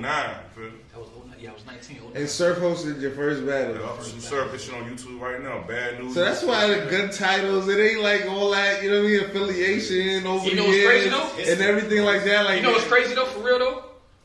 Now I think about it, like I said, that nigga stopped me while I was on the fence climbing over, bro. Yeah, that's He crazy. gave me his number, like I mean, and niggas always say you sound like Surf. Alright. I've been doing this a long time. Yeah, Surf know how long I've been doing this. He stopped me then back 09. I always have my own style. I always been like this, you know what I'm saying? But you know, coming up in battle rap though, I always had bars though. Now this is the crazy thing, bro. But as a young nigga, like I told you my street story, so it's a lot of niggas in battle rap I be barking on. And I used to over bark, you know, I had to learn how to, I used to take all that pain and bring it to the ring, knowing I can't get locked up like a kill this nigga rapping. You know what I'm saying? So as a young nigga, yeah, I was aggressive. I didn't know how to control that shit, you know what I'm saying? Me, who I am now. And that's why niggas be like, damn, he getting better and better because I'm still perfecting it. I find myself sometimes still getting too old. I might talk about a certain segment in my round and get emotional. And y'all know I'm emotional, but I might get a little over. You know what I mean? And I tell myself, nah, be professional. You know how you know what I mean? You got emotional when we spar this already. Be good. Yeah. You know what I mean?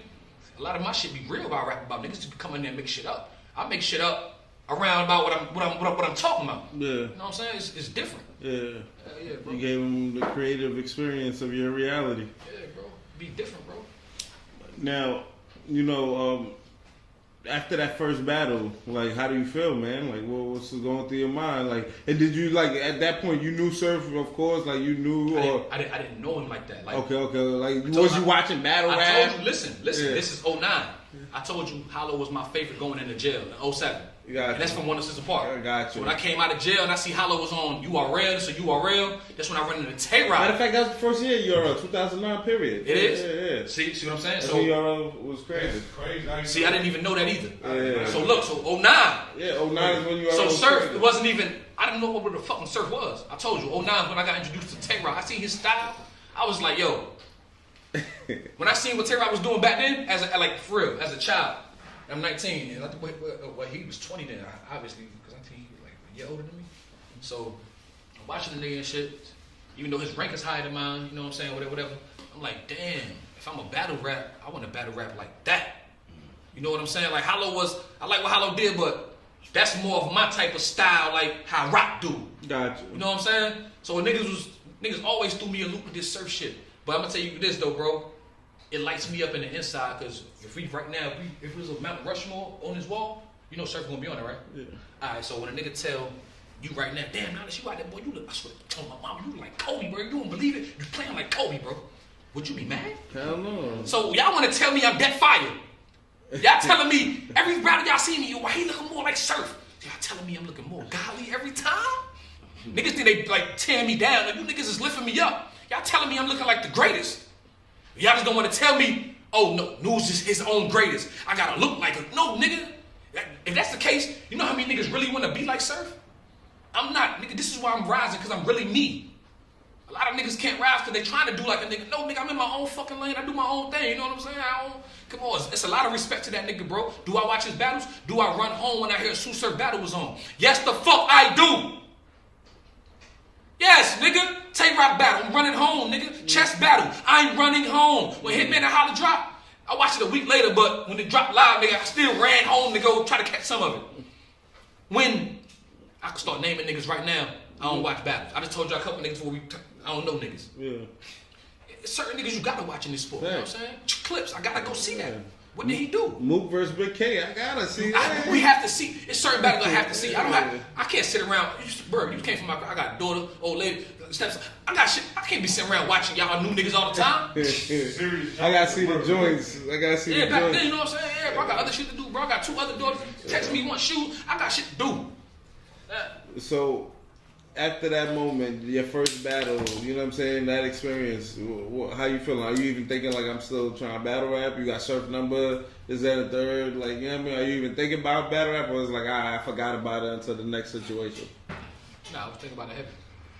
At that moment, you gotta know that's when battle rap was out here, it was first created. Out here. Yeah. So, I held it down. You know, these niggas was, I got a pit bull on a leash for anybody. Okay. I became that for niggas. You know what I'm saying? You know how that go. You was unleashed at that point. Like, you know how that go. Nah. You know how that go.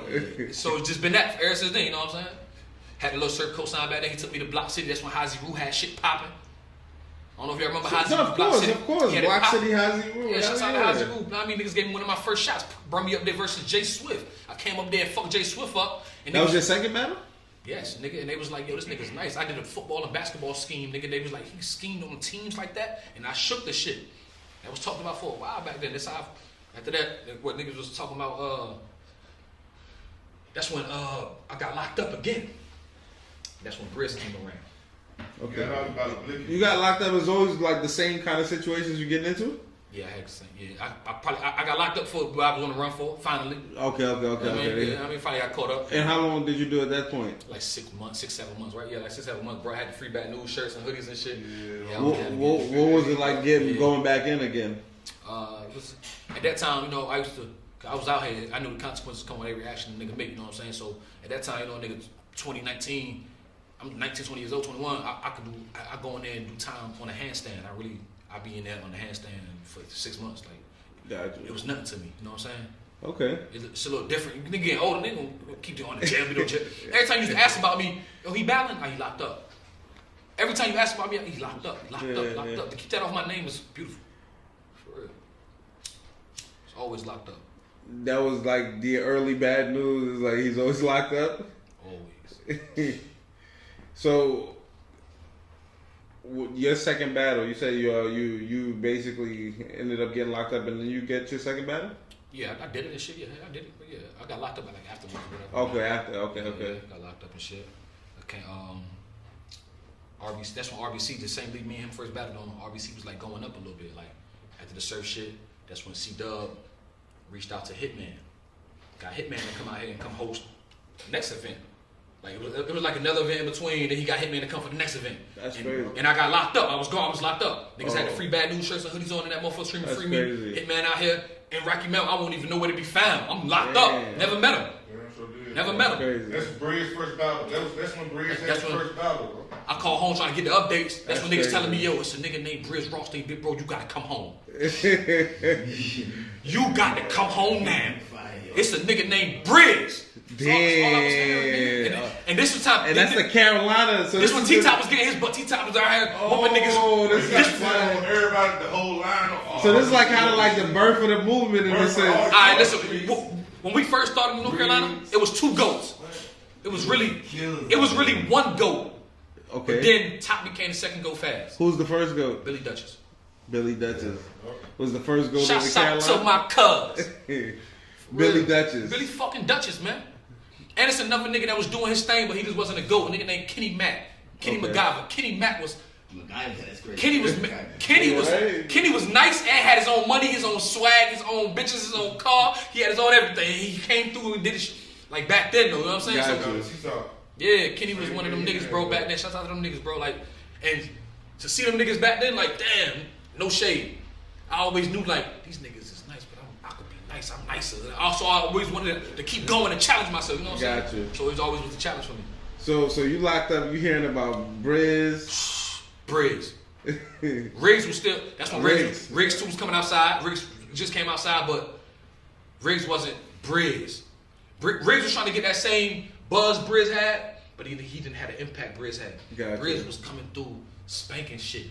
Yeah, no, I remember Briz early battles. He was wilding the fuck out on niggas. I ain't gonna lie. I remember seeing like when I first saw him versus Show Off, and then I was like, I gotta go see who this nigga really is. Mm-hmm.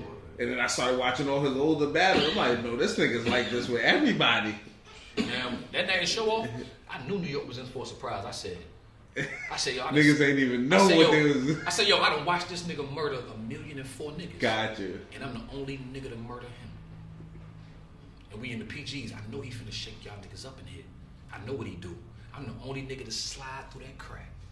Hey, Pop, who slid through that crack? Oh yeah. Who slid through that crack? The footage ain't out though. Oh yeah, you know they buried that. What you mean? Yeah, I they fucked found Briz up. You know, I told you niggas, big bro, come. I came home say today. Hold up. Alright. So, you saying never before seen footage. Yeah, I was 19, 20 years old. I fucked Briz up. It's an interview right now. Briz and Shotgun Shook talking about me and shit. Shook like, yo, Bad Newz supposed to be on you already. He one of them guys. And Briz like, yeah, News is. I Bad Newz back in the day. He ain't elaborate, but he was like, I Bad Newz back. I'm gonna elaborate because you know what I'm saying. So you and Briz battle. So they were telling you about this dude called Briz. What? And when I came home and seen him, I was like, oh yeah, this is different. Got and you. You know, I want the challenge now. I'm like, well, this is different. How many battles are you in at this point? Like 4 or 5. Maybe. Got you. This is Got early. you. I'm hungry. I'm ready to. You know what I'm saying? So how does that get settled? How does that get set up? You and Briz. It was a lot of argument. It was a lot of back and forth. You know, it was just a lot. You know, because They was putting y'all against each other at this point. It was a lot, yeah. 'Cause I was shaking shit from here and doing my thing for my shit. And he came home. He came out and he was doing the shit. And I came back home and I still was on fire. I came home. I think I was out like 2 days. And said, y'all niggas know Blick. I battled Blickety. My first 2 days home, whatever. We on the phone, C-Dub, like, nigga, you know you was locked up for the Hitman card. You couldn't make that Blickety shit. I said, nigga, I'm home now. I got my rounds. He like, you got your rounds? He called Blickety. Blickety said, that nigga home? Where he at? We can do it right now. Put us on 3-way. I said, I'll pull up to Raleigh right now. Hour away. I said, I'll pull up right now, nigga. Blick said, nigga, Dub said, yo, I set it up right now. Y'all ain't playing. We hopped in the whip, went to Raleigh. I just got out, nigga, and battled Blickety, nigga. No cap. Carolina Wars. And how they set up you versus Briz? After that, you know, it was like, damn, Newz still came home on that. Like, you feel me? It was just that. So, it was like I said, me and Briz had a lot of, I ain't like him. Got you. He was slick at the mouth. He was real slick at his mouth. Back, you know what I'm saying? He is anyway. You know what I'm saying? Briz talking at shit. that time, he wasn't my brother. I ain't know him. I ain't like the nigga for real. It was more of me. I really wanted to put hands on him too. I was telling him, nigga. Oh, word? Y'all had that type of tension? Yeah, it was that. Nigga, like, watch your mouth. Nigga, you know, slap there with 40 niggas who can tell this shit to stop playing with me. Like, you know what I'm saying? Like, how did it get that? Y'all was it was you know, online. Briz ego was so. Too? Yeah, bro. Back in the day, you know, it was crazy. You know, Briz ego was so crazy. Briz ego. And he had a reason to be like that. Nobody could fuck with him. Got you. You know what I'm saying? But this was the young Newz though. This when I was still mixing street shit and battle rap. Got you. This is why I'm at now, because I separated the two. You know what I'm saying? Okay. I was still so much emotionally into it. Like, nigga, you know what I do? You talking crazy? Got rap. You gonna wrap this shit up if I come out there, nigga. You play. So it was like that all the time. I had to stop doing that shit. Got you. You know what I'm saying? Nobody want to deal with that shit. Yeah, you didn't know if it's real or if it's rap type shit. Like, and battle rap was at a place where niggas ain't know each other. So I thought it was real street shit. Yeah, so it's like I know the feeling. I thought Doc Mob was really like out here sliding. Like I wanted to be a part of that because I thought it was real gangster. I got in that shit, he started adding other weirdos and shit. I'm like, oh, I'm out of here. I don't do this. Like, this ain't what I ain't know it was this. You just adding anybody. I thought we come to a round table, yo. You just randomly I'd be at a battle and they'd be like, yeah, I'm Doc Mob rap. I'd be like, he Doc Mob? no, I can't do this. Got you. So, yeah, that's just how that was. You know what I'm saying? So you looking at it like after so how the Brizza actually battle actually get set up? C-Dub set it up. It was RBC. You know, shit. He just set it up. You know, it was it was another car. It was a car in Raleigh. We had a car going on in Raleigh. Shit, Dub said, like I said, all the shit talk was going back and forth, whatever. And we was like, shit, we locked it in, you know, it was promoted. It was promoted at the time. That's but fine. once we battled, Briz choked maybe 3 times, I think. Okay. Yeah, he kept fucking up. And, hold on, y'all, get some wood. Come back, you know what I'm saying? I was applying pressure every round, you know what I'm saying? So I got the call like, yo, that footage ain't coming out. I'm like, what the fuck you niggas mean this footage ain't coming out? They like, this footage, bro, it ain't coming out. So they got the footage. It exists. It still exists, but it just ain't coming out. Damn. How'd you feel? How'd you feel? Like, how'd you feel at that time? I know you couldn't be like, hell. I was mad as shit. Yeah, like what? I'm the first nigga to do this. Y'all gonna do that to me? Y'all vaulting the battle? What the fuck was that about? It's all love though. It didn't stop my show. It kind of made my path a little bit harder, because you know that battle for me at that time was the biggest battle of my early career. To knock this nigga off, he's the new nigga coming up hot. Yeah. Let me knock him off and let them see I knocked him off. And even knowing how great Briz had become throughout his career as well, so that was like that could have been a detrimental joint to his career too, though. This is what I'm saying. This is why I play. You know what I'm saying? But it's all good. You know, I stayed persistent. You know, throughout all of it. Okay, so after the battle goes down, you and Briz are cooler after that, or? Hell no. Me and Briz didn't get cool for a couple years. Okay. Me and Briz was like never like, it was always just a nonchalant attitude. You know what I'm saying? Always between us. Gotcha. And then, you know, finally, I don't know where we was at a couple times.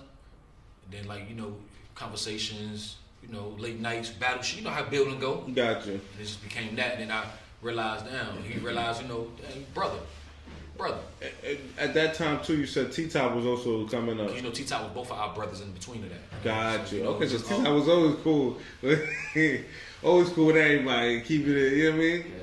So, but with T-Top coming up too, was that like a challenge or somebody who you felt like, yo, we'd have to battle too and things like that? Early on in my career, definitely the first 2-3 years, he was definitely on, I was head his ass too. But now we became bros on some other shit. Gotcha. Like, you know what I'm saying? Like, in my career, like, them early times I was getting locked up and shit, he was like one of the only niggas that sending me money and stuff, like, behind the scenes type shit. Gotcha. He one of them guys for me. Did you continue getting in trouble even out through your career after that? Hell yeah, nigga. You still getting locked up and shit back and forth, or? Yeah, you my nigga. I ain't been locked up. I ain't been like did a little bit. I ain't did no bid in what, about 6 years now though, about 5-6 years. Okay, now. okay. Remember last time I started my round of Terror Rock, nigga, I said nigga, this December I got shot up. Last December I was just locked up. Remember that was just then like. So how old are you at the time when you battle Rock? I'm 26. So you kind of like been getting your years into the game from 19 to 26, 20. 26, 27. What led up to the situation with you getting shot? Like, how old were you at that point? 26. Yeah. Okay, so damn, that was like, so you getting into a lot of different shit. What was kind of like the situation with you getting shot? And was this your first time getting shot? Hell yeah. That shit just happened. Yeah, nobody. Like, Yeah, you can't pull up like you can't have a story with that. It just happened. Okay. It just happened. Got you. So it was, how were you able to survive that? Because from you were shot like 5 times. Yeah, hell yeah. Niggas be talking about it was 3, all that shit. I got shot on my dick and in my ass for niggas that want to know. You know what I'm saying? Jeez. So when I say 3s to the gut, I got shot on the cuff of the back of my man and in my ass too, nigga. You feel me? Sheesh. Be a lot of other shit niggas be talking. You know what I'm saying? But yeah. How'd you survive that?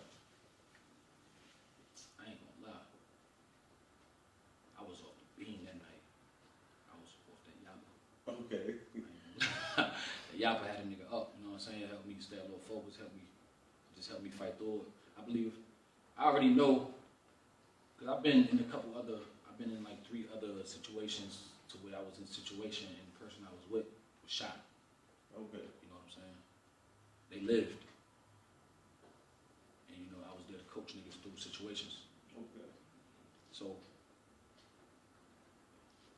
when it became my situation, situation, you know what I'm saying? I can't contradict my lessons, you know what I'm saying? I coach niggas, I coach myself through this shit too. Gotta stay calm, you know what I'm saying? How do you stay calm and you know what I'm saying? You know, I was outrageous, but I was calm at the same time.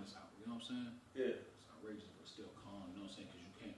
You know, the more hype you get, you know, your blood gonna flow faster, Gotcha. faster. And I had all black on, so I didn't really know how much I was bleeding. My man seen me and started crying and shit because he was like my clothes. He could tell like I was soaked with blood. I couldn't.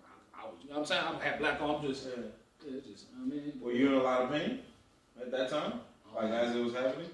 Yeah, shit, like top of my dick, my shit was stinging like she burning like a motherfucker. She was on fire. Hoping like that shit didn't go through my nuts or something. Yeah, hope you ain't That shit ain't, oh, nigga, that shit was crazy. Nah, the most painful shit of that shit though, nigga, like, being in that hospital, nigga, them first 4 days, nigga, no cap, nigga. I'm in that bitch, little badass nurses coming through, nigga, you know, I'm going through all this trauma, nigga. Every day they come in that bitch changing me, nigga, my shit like this. They laughing, I hear little side jokes. I'm like, this the game to y'all. Yo, they playing. Yeah, wait till I get better. Laughing, playing. Listen, bro. Bro, that 5th day, bro, I even told my shorty this. I said, that 5th day, man, I woke up, you know, early on. I happened to look up. I'm like, nurse! Called the man. They walked in. What's up? Salute! My man want to highlight you. You want to change my doors? Y'all want to change me today? Hello? You know what I'm saying? Bro, the first 4 days was terrible in that bitch, but I thought it was over. How did you survive the initial day, like when it actually happened? Just thinking about my daughters and shit, you know. The craziest question is, and I'll laugh every time I ask myself this, but I kept saying this though. How the fuck are you gonna tell these girls you died? You got clap and die. That's all I kept. I was saying that out loud. I was tripping. Like, that was my question to myself. How can I tell these girls that this happened? Yeah. You know what I'm saying? Yeah, that was just crazy, but that kept me through it. Was you picked up by like the ambulance and shit like that? Yeah, yeah. Okay. For sure. And nobody had to drive you or nothing like that? Nah, they airlifted me, as a matter of fact, they flew me. They flew me across to Greenville and shit. As you was getting flown and everything, you was conscious? Nah, I remember what my pop said I said. I forgot what my pop said I said. I wish I could call it what the nigga said I said. Cause you know, at that time I hadn't flew before. I didn't know what flying. I was like, I don't be flying, you know what I'm saying? I forgot. I was scared. Your first flight? I was scared as shit though. Hell yeah, but shit, it is what it is. You know what I mean? I forgot exactly what he said I said. But, yeah, I forgot some crazy shit. Some stupid shit. What was you thinking at the time? Like, you know, your first time you was conscious after it happened? Did your light flash? Did you feel like, you know? My dad said, so as soon as I woke up, like I'm saying, like, did your like, just that whole experience, did your light flash before your eyes? Did you feel like, yo, you was gonna make it yourself? Like, it was a moment, yeah, like it was a moment, you know what I mean? Cause the officer that was there and shit, waiting for the paramedics and shit, he tried to put cuffs on me and shit. I'm shot. Gotcha. He like, get in the car, like, sit you in the back. So I'm like, he like, you need to sit down, wait for the paramedics. I'm like, so I sit in the car and shit. And when I'm in the car and shit, I'm like, yo, I need to get the fuck out of this car, I'm gonna die. Like, I just started feeling like it was over. Like, I had to get back out, bro, so I started kicking the door, like, tell nigga, let me out and shit, let me out and shit. Like, get this shit, I need some water, nigga. He talking about if I drink water, it's gonna speed me up, my blood up, and be, stupid shit. I'm telling him, bro, you been shot, nigga, give me this fucking water. Put the water in front of nigga, I need this, nigga. Tell me how, if I die, yeah, I was wildin', bro. My man was like, yeah, I was wildin'. Like, I'm like, nigga, you, like, a nigga ain't gonna tell me, bro, if I die right now, it's gonna be on the count of me drinking this water. Not because you told me not to drink no water. Like, motherfucker, fuck you. You acting scared. My man telling you help me with him. You like, well, he panic. Police scared as hell, panicking. He like, I mean, he don't know what to do. My man like, what the fuck you do? You got to train for this nigga. Got that help him. He got that. He scared as hell. Like, but trust your word on not drink no water, man. Fuck you. Give me that goddamn water. So I took that shit. Nigga, drunk the hell out of that shit. I needed it. So that I really was rolling from the night before. I needed that shit to boost me back up. Gotcha. Back up, nigga. Fuck that. I'm not about to sit down and then I'm sitting there by the curve and shit, waiting for the ambulance. Still, I'm standing up. I'm like, man. Let me sit my ass down. I sit down for a second. I'm like, nah, let me get my ass back up.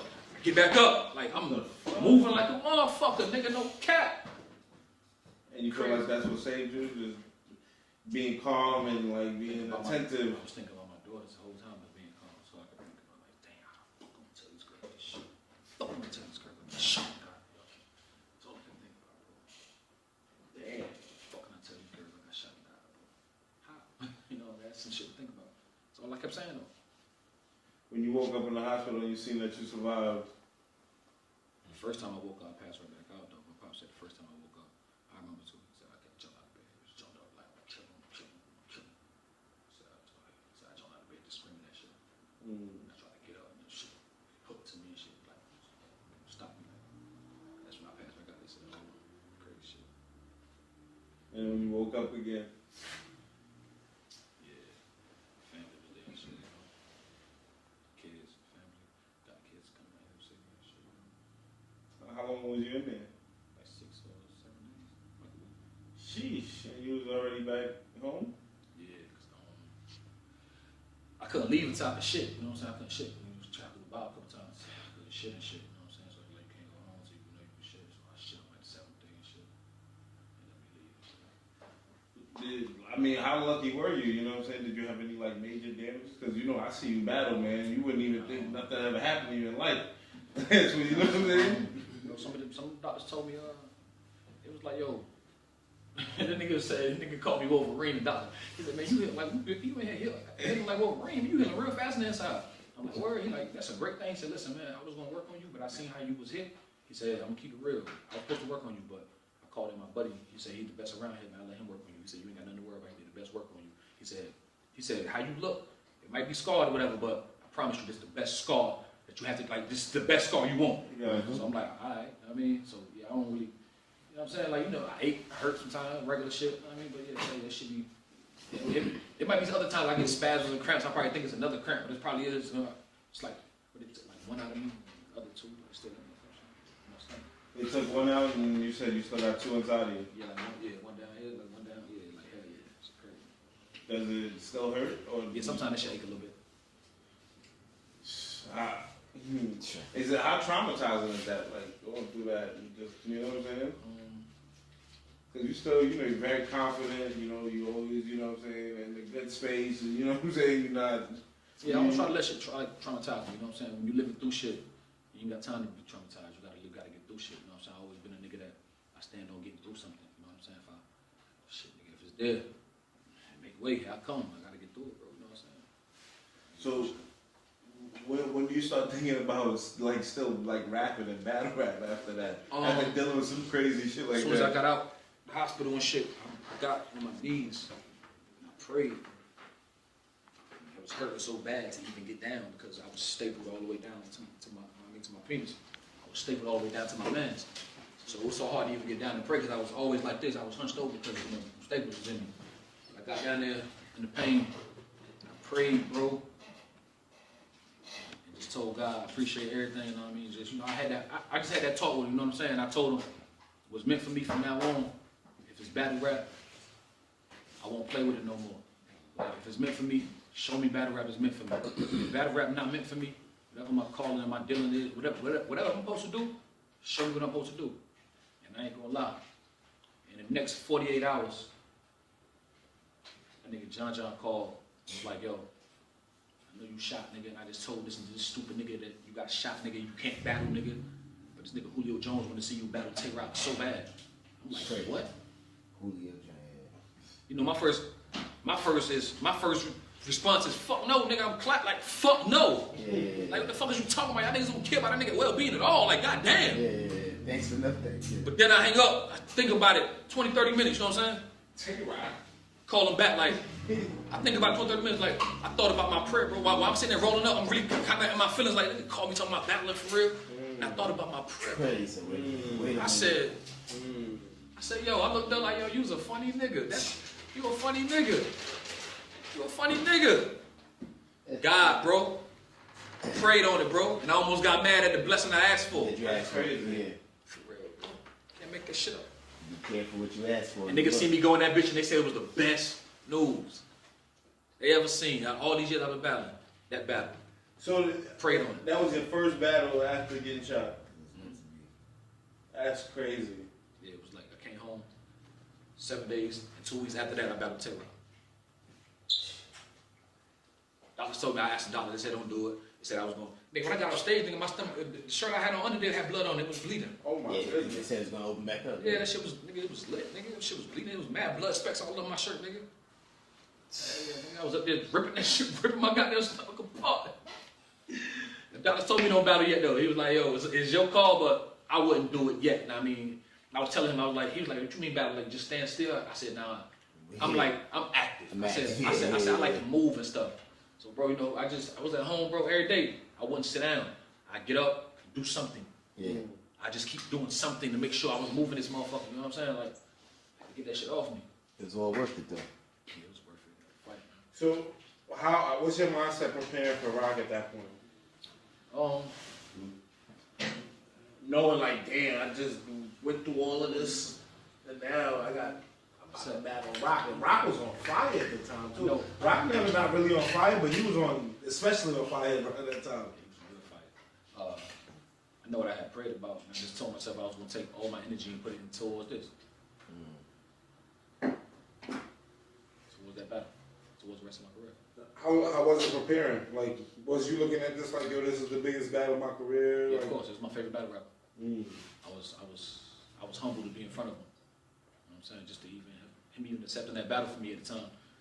You know, I had ran into him already a couple times or whatever. You know, we talked and discussed things and shit like that. And I mean, he was telling me that I'm watching you, boy. I ain't know who you was, but now you one of them. You got potential to be different. He was telling me that. So by the time I got to him, you know, my whole thing for me, bro. I told y'all once I got introduced to battle rap, Tay-Rock became my favorite. I wanted to impress that nigga. I didn't give a fuck about none of y'all there. If my favorite tell me I'm fire, Maybe. That's it. you know, I watch Tay-Rock battle a lot of niggas and I see his body language and I watch him. He has no respect for the shit they doing or how they coming at him. I watch him. It don't faze him. Shit bounce. He come back and smoke shit. I said, I'm gonna show him I'm not dumb. You know what I'm saying? I just wanted to show him. And that's all it was. Just two gods clashed. You know what I'm saying? That's all it was. It's one of them joints. How'd you feel about it when you was in that ring and like it was happening? It was the day of. It's like, yo, because I remember that shit was lit. Everybody in the fucking culture was there. The top names. It was like an epic day. John was like really asserting that bullpen shit. It's still going up too, because last week it was at 2.3 million. I checked it yesterday. It's at 2.4. So it's people watching it still. People watching shit. Watching that motherfucker. But I ain't gonna lie. As I told you, I studied Tay-Rock. I studied him down head to toe, bro. Pause. But bro, I knew for a fact nobody has ever attacked him the way I attacked him before. And that round, that's why that round is so great, bro. It ain't what Tay-Rock do. We know what he was gonna do. He do what he did. That's everybody's treatment. Yeah, it was about what the fuck Newz was gonna do with Tay-Rock. You know what I'm saying, bro? And I knew at that point, to me in my heart, the deadliest round Tay-Rock had ever stood in front of was chest first round. Yeah. That was something to stand in front of. Yeah, I had chest win that battle too. Hey, bro. Now, hell no, boy. That nigga Rock showed levels in that one. Chest was different. But Rock, bro, I didn't think Rock could overcome that shit. Bro, Rock he did his numbers in that one. He got little bro out of here. Yes, sir. Hell, my bro, though. Salute to both of them. I got a classic with both of them. Me and Chess pushing $1 million too, by the way. You and Tay-Rock, yeah, kind of do something, you know, Bad Newz. We went through a lot, right? Yeah. Look at all the things you came through to do and everything like that. Great athlete, you know what I'm saying? And then you got into writing at 16. And now, by 26, 27, you're battling Rock. And then you do something like that most people ain't do. You have one of the most used one-round battle of all time. If not the best one-round battle. You know what I'm saying? So, you know, T-Rex and Young. That's the only other battle that people debate. You know what I'm saying? And which was the original classic, and then I went and watched that shit like a week or two ago. It's not better than me and Rock, bro. Listen, go watch both of them back to back. Just watch that one and watch that one. It's not. Me and Rock is more exciting. It's more creative. It's just a better setting. Like everything. You know what I'm saying? It's not better, bro. I promise you. when you look at that, like, you know, at that point, you like, yo, are you thinking in your head when you see the shit do like millions in like, I believe it was a week or something? It was like one of the fastest. 6-7 days of me. It was something crazy. You know what I'm saying? I broke a record with niggas. So, what was your thoughts when you seen that? Like, yo, me and Rock just did, like, I just put on like that one, Rock. Yeah, I was real hyped up about it. You know, there was a lot of haters, and you know the down players. Man, them Rock views, you right, they are Rock views, but if we doing this, Tay-Rock 2-3 previous battles before my battle with him, didn't crack a million. Damn. No. And this is a 1 round. So we not playing these Rock views. Nah, buddy. These is motherfuckers like, who is this nigga views? Yeah, this battle. They keep going back like, why is he talking to Rock like that? This who views it is, nigga. Thank you. Yeah, y'all welcome. Then, you know what I'm saying? I feel like that battle kind of put your name on the map. For real though. Everybody was aware. For real though. You know what I'm saying? What was it like after that battle? What was the you know, like you said, they got a lot of hate, but I know the respect came too. Yeah, hell yeah. But you know, I already was buzzing like a motherfucker. Like, that's why I even got that shot. Gotcha. You know, I had already did the Chef Trez, the Loso, the K-Shine. I already did the Shotgun Shug. Okay, so now you was already on fire. I already was doing my thing, you know what I'm saying? How was you getting all of these crazy battles? Because when Bullpen first started, I don't know if y'all remember when John started the league, he had me, PC, Riggs, you know, Chef Trez, you know, guys like that nature. Yeah. He told us all, like, look, man, I'm starting some new shit. I can't pay y'all this first couple of events. I'm gonna keep it real. But I'm gonna set some fire-ass battles up. If y'all niggas work, I promise, just trust my process is gonna pay off. That's what Trust the Process came about. John created that shit. Niggas wasn't saying trust the process. John created that shit for Bullpen, Dre Dennis, and the other leagues. Everybody saying that. No, that's John slogan. Trust the process for Bullpen. Facts. That's what he had told us and shit. So, you know, him and Trez had they fallen out. You know, Dennis, him and Riz had they fallen out. Whatever. I'm just one of the certain ones that never complain. I always work. I kind of always understood, bro. You know what I'm saying? Niggas complain about the money. Niggas complain about this. Sometimes you gotta know. You gotta just be grateful for what's there. You know what I'm saying? Because he don't gotta do that shit at all. You know, like, he could have just focused on 100%. URL kept on going 100%. Nah, he took time out to say, you know what? Even though he's still focused on himself, making the lead, know he's gonna make money or whatever. Yeah. He's putting niggas in the spotlight. It's all about what you gonna do with this fucking light, bro. Yeah. So you know what I'm saying, bro? Like, I just stayed in the light and I took all the criticism. I took everything that came with it, bro. Whether the ups or downs, I ain't complain, bro. Like I said, I stayed persistent, my nigga, and just fought through all that shit, bro. And I put on a lot of crazy ass battles for that league. Like, every time it's a bullpen battle and my name on that card, I sell the most tickets. Every time. That's a fact. We ain't even gonna talk about that. Listen, news. I mean, you know, Nah, I'm just saying. I know you ain't gonna debate that. I'm just saying. Listen, nah. I mean, like, I was there. The first card after COVID. You know what I'm saying? You was the co-headline. That's a fact. You know what I'm saying? Like, so at the end of the day, like, Now we on billboards in the A right now. I'm in the mouth. you know what I'm saying? And you are the headline. And I'm the headline. Yeah, you know what I'm saying? I'm on top of the billboard. You feel me? So, you know, like, it's a testament to your hard work. You know, you continuously putting on a lot of classics. What was it like for you? What's your relationship like with like a URL in this journey of your battle rap career? When was the first time you battled on URL? And what's been your relationship moving forward? I battled on URL on our same night. A lot of niggas can't say this accolade on their resume, man. I battled in Black Star. I battled in Black Star, man. Fire. Come on, man. I battled Gems, PG. Word? You versus Killed Gems. Gems and the PGs. When Briz killed Show Off and the PGs the same night. Oh, same day. I went down for Carolina the same night. Oh, snap. Talk good shit. Was my performance as impactful as Briz's? No. Did I win? Yes. Did URL push me? No. Did they push him? Yes. So what happened after that first battle with Gems that didn't give you or that recognition or that spark that you needed to be on their roster or whatever immediately? Just kept on. That's when, you know, Norbs was running the shit. Okay. Norbs gave me the runaround a lot. You know what I'm saying? And I just wasn't. I know battle rappers that calls him more than they call their own female, their own woman. Like, they was calling him like that. I just never was one of those guys. Okay. So, and that kind of played a part in my career too. A lot of battles y'all see, a lot of opportunities y'all see, niggas beg for those. Like I'm talking about niggas. P tired of niggas.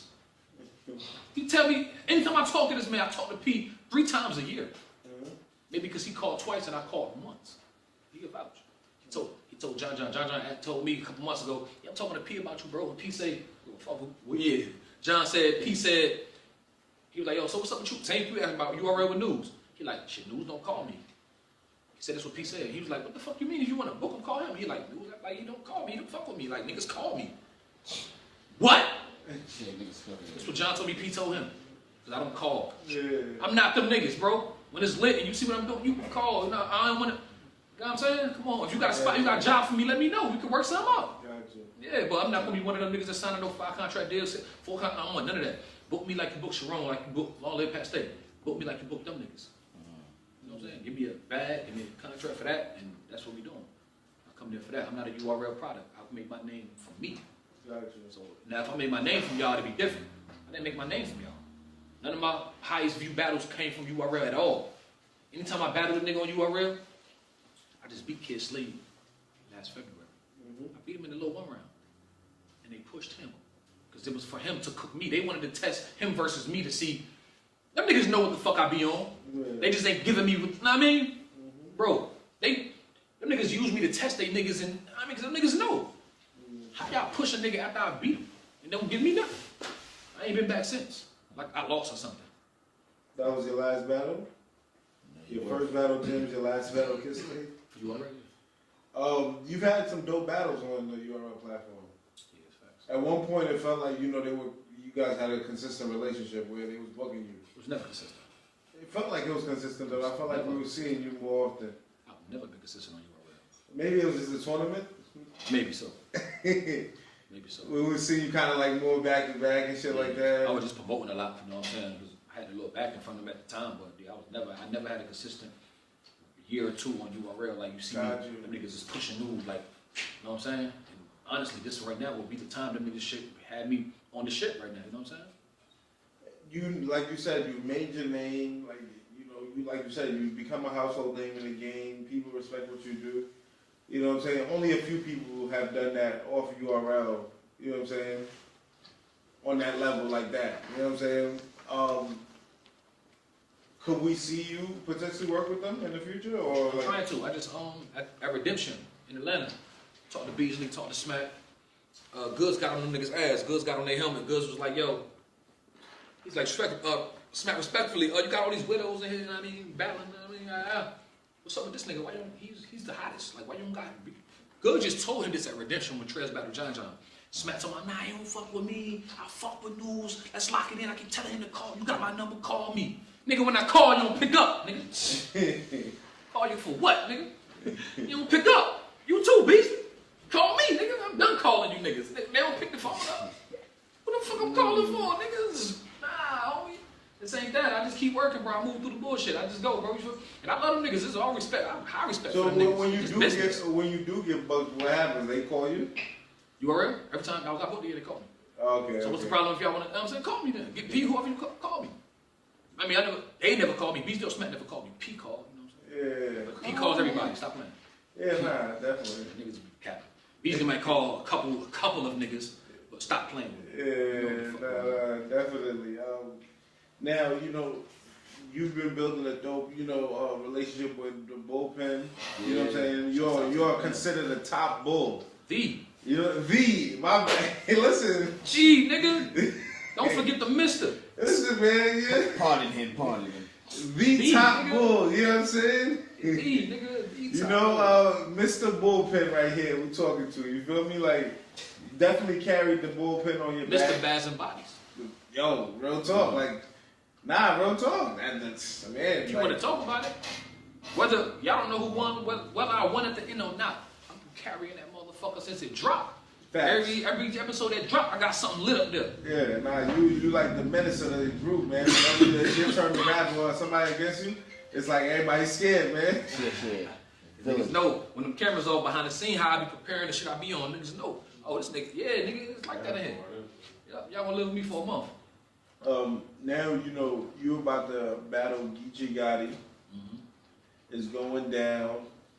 next weekend, April 15th. Yes, sir. King of Diamonds. Main event. You versus Gotti, man. Gotti is one of the greats. You know what I'm saying? He's gonna go down as probably a GOAT, Mount Rushmore level candidate. You know what I'm saying? Sure. The only 3-time champion winner. You know what I'm saying? Sure. West Coast King, whatever. You know what I'm saying? You already know. You going against Gotti. You feel me? Salute to you. Gotti get real disrespectful. He know how to talk crazy. He bring that street element. You know what I'm saying? You know, people been telling me since they heard about the battle, like, yo, y'all really like a mirror match. I don't think it's a mirror match, but I see why they say that, though, definitely. You know, niggas really, you can tell when certain niggas is rapping where they coming from for real, you know what I'm saying? So that's why I see why they say that, but this is, we don't do anything like nothing. Like, he is fucking great. I'm not saying, like, you know what I mean? But we don't do shit alike at all, you know what I'm saying? He's different. I'm different. You know, not to put too much expectations or whatever, but do you feel like, you know, that Bad Newz that brought that type of energy against Tay-Rock? Are we gonna see that type of level of Bad Newz? I mean, even though I feel like you've been cooking, like every battle I see you in, you know, from the J2 Midnight Madness, you know what I'm saying? Which was like, man, I still got that belt. You know what I'm saying? Every platform I be on, I be a star. Still got that belt. You feel me? And this is why I don't understand why URL won't give me a shot. Like I'm talking about, like a consistent, like let's bring him back. Let's see what he do. All right, let's bring him. I mean, like back to back, like in a 4 or 5 month span, like I mean, Yeah, nah, come on, you gotta come on, son. Even if you see me one time, you like, okay, that was an 80% news. You see me the next time, like you be 108, right? Not facts. So I'm saying, come on. I might have had some shit. I might have gotten it together, but come on, son. Everybody ain't. Jordan on go goddamn 28 for 40 every night. You might have to call. He might go 12 for 40. Man. You might have to call P, man. I don't know, man. Pick up, call me, man. Call him up, P. You know, how do you beat Gotti? By doing what I do, but just being me, just rapping better than Gotti, just, you know, controlling what I control, you know, just being in my element, bro. I ain't trying to do nothing more, nothing less. Just do exactly what the fuck I know to do. Gotti just another nigga. He could have been got this. What does Newz do better than Geechee Gotti? I rap better than Gotti. Say that. You rap better. You know, that's like a major challenge to a rapper, man. When you just say you rap better than Geechee Gotti. Yeah, I rap better than Gotti. What do you mean by you saying you rap better? Like my flow is better. I mean, like my flow, like the frequency of my flow, like how fluent, like it's better than his. Like my pace, like my pockets. You never seen Geechee with a pocket. You know what I'm saying? Name a pocket. Now he ain't got no pockets. You know what I'm saying? He great at what he do. See what you're saying. Yeah, you know what I'm saying? Like when you ever see AMG Geechee?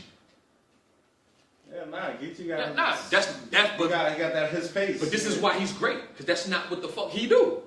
So I know I can do that better than him. That's what I'm saying. You know what I'm saying? That's all. It's no hate at all. I come into this shit, bro, really, I mean, leveled and, I mean, respectfully, but disrespectfully at the same time, because it's lit.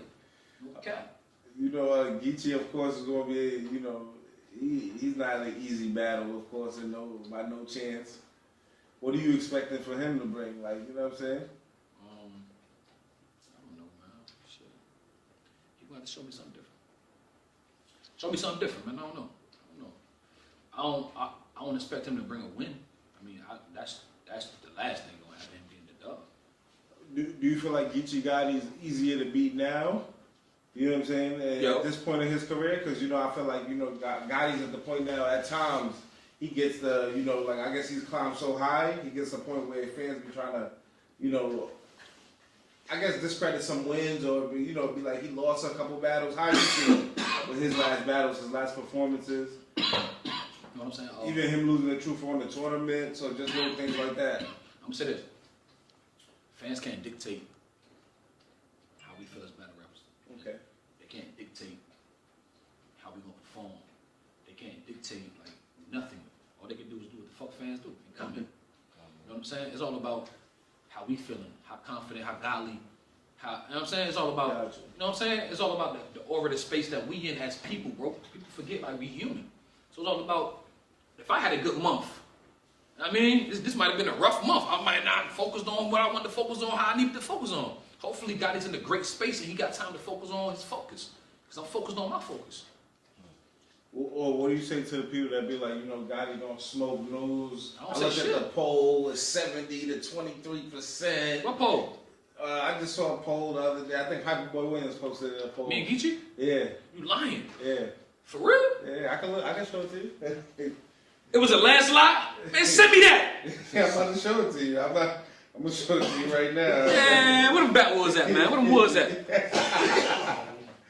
I'm sitting on them, man. That's crazy, bro. Yeah. That's a landslide? Let me check it out right now. Yep. Bad Newz versus Geechee Gotti 14 hours ago. 4,000.8, almost 5,000 votes.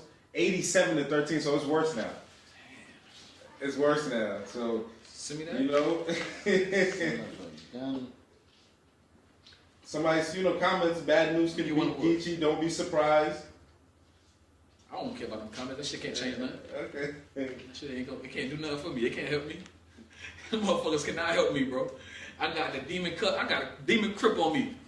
I got a crip with red eyes on me, man. Man, I got a crip with red eyes on me, man. This shit, you never seen this before. It's lit. Come on, man. Yeah. Fans can't help me. I gotta help me. I mean, what do you do to beat Gotti, man? You say just be yourself. I gotta do me. I gotta do me at a very high level. At a very high level. It might be at a level that you niggas never even seen before. No, we'll see. I'm working on it. I'm still working on it. I'm in the hyperbolic time chamber every day, man. I'm trying to go through. I'm in that bitch. G ain't allowed. Do you feel like Geechee makes mistakes? Hell yeah, you make fucking mistakes. Nigga, that nigga a human. No, I mean as far as like And battle in raps, the ring, yeah. he make mistakes. He make mistakes. What mistakes you see like that you can take advantage of? I told you, he don't rap good enough. Damn. That's Is the that- first mistake. Okay. That was the first mistake. First of all, he don't rap good enough. He know how. Listen, he know how to battle rap. Like, listen, J2 don't know how to fucking rap. He know how to battle rap. You know what I'm saying? Some niggas know how to set these bars up, hit you with some shit though. That's what Geechee do, nigga. Cuz get you up out of here, hit you with some shit. Every fucking bar, cuz, yeah. Alright, nigga. But, nah, bro, I do that a lot, bro.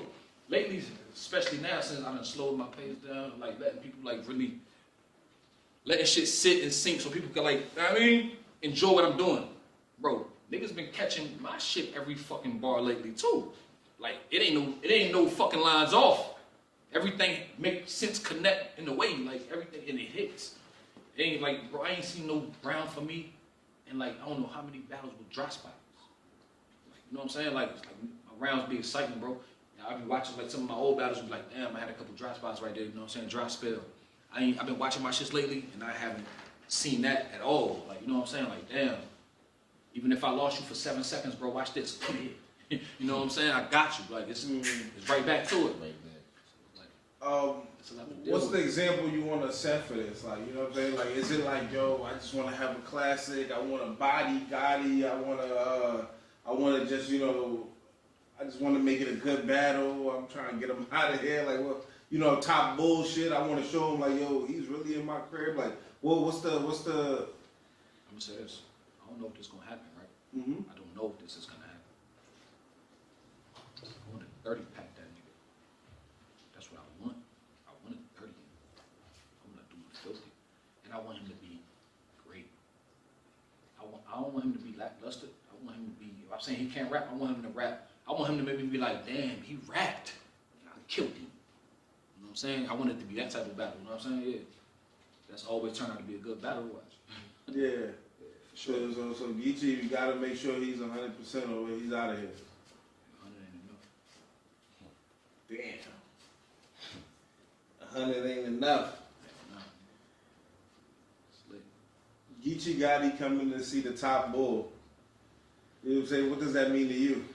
So with John, you know, putting this together and him saying, this is what I want to see.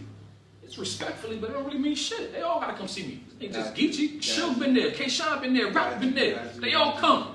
He just welcome. I'm the guy here, nigga. Come see me here. That's it. When he said on his run, he going on his little run right now. He want to touch all the major big platforms, and he want to see they top niggas. He said that. I watched him say that. Yeah. Salute. You got him. So that says a lot by him just saying that. You know what I mean? Now, I'm hearing $10,000 wager. Yeah, Geechee supposed to put a 10 up. Cole Hartman, NFL player. My nigga McCole supposed to put up 10 too. Fire. That's 20 on the floor. You know what I'm saying? You know, probably be some more celebs there. You know how they get with money, they start getting egos. Well, I got. Yeah, do that. Y'all do that. I've witnessed you, take some money off the floor already. You know what I'm saying? Yeah, multiple times. Yeah, I took money I took money in battle rap for niggas like 4 or 5 times. Including Bads and Bodies, I took money more than that. Yeah, so you're not new to this at all. They say he be getting money too though off the battles and shit. Nah, I mean that's cool. We gonna see what's up. I don't lose for no bread though. I don't lose period. I mean we know Geechee Gotti. He won 150 or something.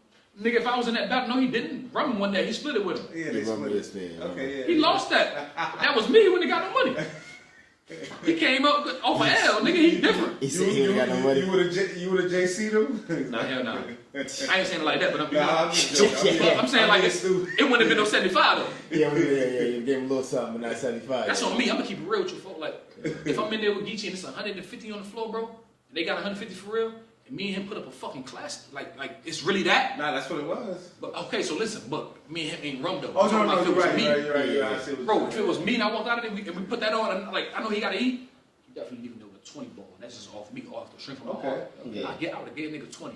If we go in there and we do that for that 150, and he lackluster and he bullshitting, playing. You keeping that, yeah.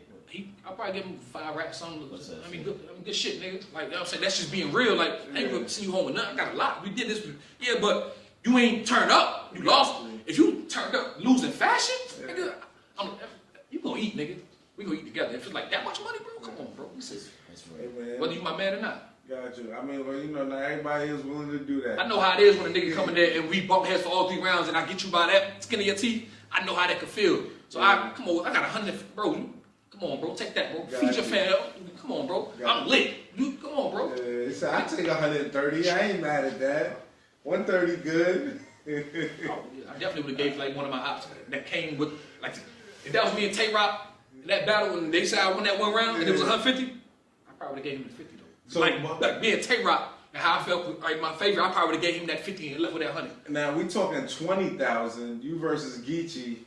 What we doing? Shit, cuz that's like change. He don't need none of that back. Shit, he don't need none of that.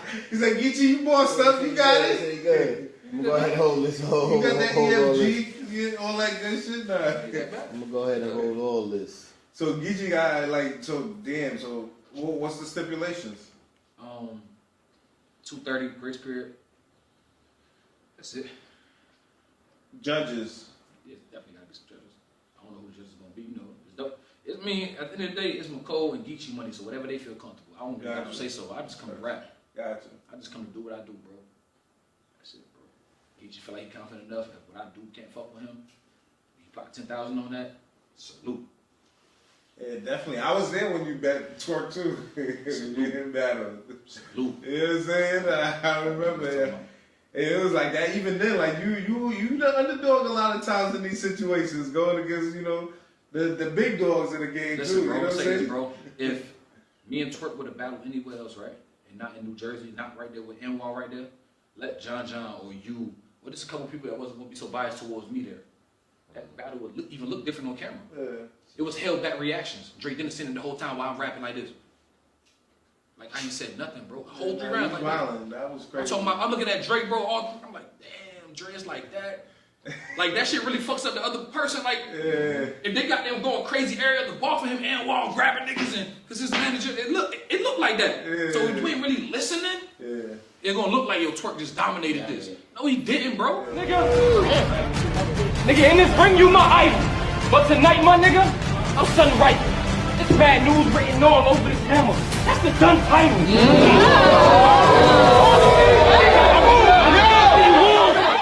No, he didn't, bro. Nigga ain't step on shit over here. So shout out to Jeruz though. That's one of the battles I wouldn't rematch though. Oh, you and Jeruz rematch? I would never rematch. Oh, you would never rematch? He said, I'm good. I mean, I kinda would, but then again, it's like that nigga different. Nah, he been wilding too. He been wilding. Like, but it's like I know he'll make me. He been different, and he made me wild then. So it's like you gonna make me wild. You work for real this time. So you know what I'm saying? Got you. Like yeah. So now bullpen. What's your thoughts about this event, the pandemic? John putting this together, man. You top of the card, and just another opportunity to show why you one of the top bulls in this shit. Whether I'm top of the card or not, though, for real, I really appreciate the bullpen system and John even doing this for us as the Bulls, you know what I'm saying? And the other tiers that's coming through over, you know what I'm saying? Just for the culture for Atlanta, bro, just for us as a whole, bro. Just salute to that nigga, bro. But everything he been going through, like he went a whole year and a half without doing nothing, you know what I'm saying? He come back, he active, now he got these big events. He just gave niggas a 1-round shot just now, a couple weeks ago. He battled Trez, gave Trez his shot finally. Now he doing his big ass fucking call, got niggas on billboards all in Atlanta, bro. Sold out tickets, bro, and King of Dot. Listen, bro, take your fucking hat off for John the fucking Don, man. Like, for real, bro. Like, I just appreciate that nigga, everything he do. Like I said, anytime he put the plate down, bro, I'm eat. That's all it's about. Just put the plate down, I'm eat. He told me from the beginning, I told y'all when it first started, it wasn't gonna make no money. It was gonna be slow, it was gonna be that. First time I made money with that nigga, the first time he paid me, he gave me like $1,500 finally. I think that was like my third battle win. I'm like, damn, boy, alright, it's getting a little better around here. Okay, things moving up in the pen. You know, 15 start doubling, you know, we start going up. It just started going up. I'm gonna sell so just, you know, regular shit, man. So, and now this one, yeah, you know what the fuck going on now, don't you? So I'm part of the company now, You know what I'm saying? goddamn. You got this one, you know what's going on. Nah, But this is big, man, for us in the culture, man.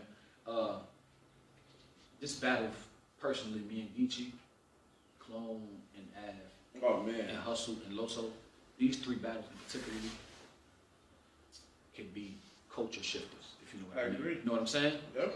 Like, these battles have the impact, have the potential to change shit around here. So that's all it's about. You gotta just know what you're stepping into and what you gotta do. You know what I'm saying? And I feel like I know what I gotta do. I know exactly what I'm stepping into. I'm stepping into the motherfucking house I built. You know what I mean? I built that. And you know what? You also accompanied by the other top bulls in there. Like you said, you got the clones, you know what I'm saying, the Losos. It's a fact. You know, guys you've had to face too. Yeah, I battled damn near everybody when the calls up for clone though. You know my bros, I don't like battling my bros. You know, Loso my bro now, but before we battled, it was hate. Like, I know he was a preacher. Only reason I didn't hit Loso, I was gonna snuff him.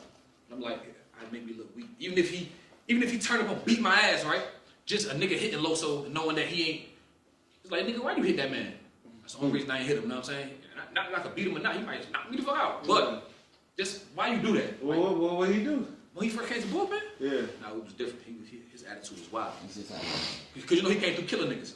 Yeah. I mean, You know, Loso got a slick ass mouth. y'all was both fighting for the top ball, pretty much. Yeah. He was just going crazy. He was telling him, he's basic. Him?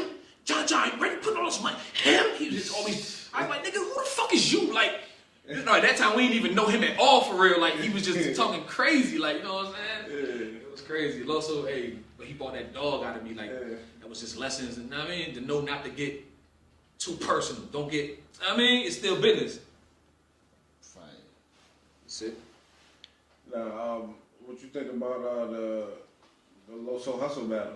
Man, I think that shit could be dangerous for either party.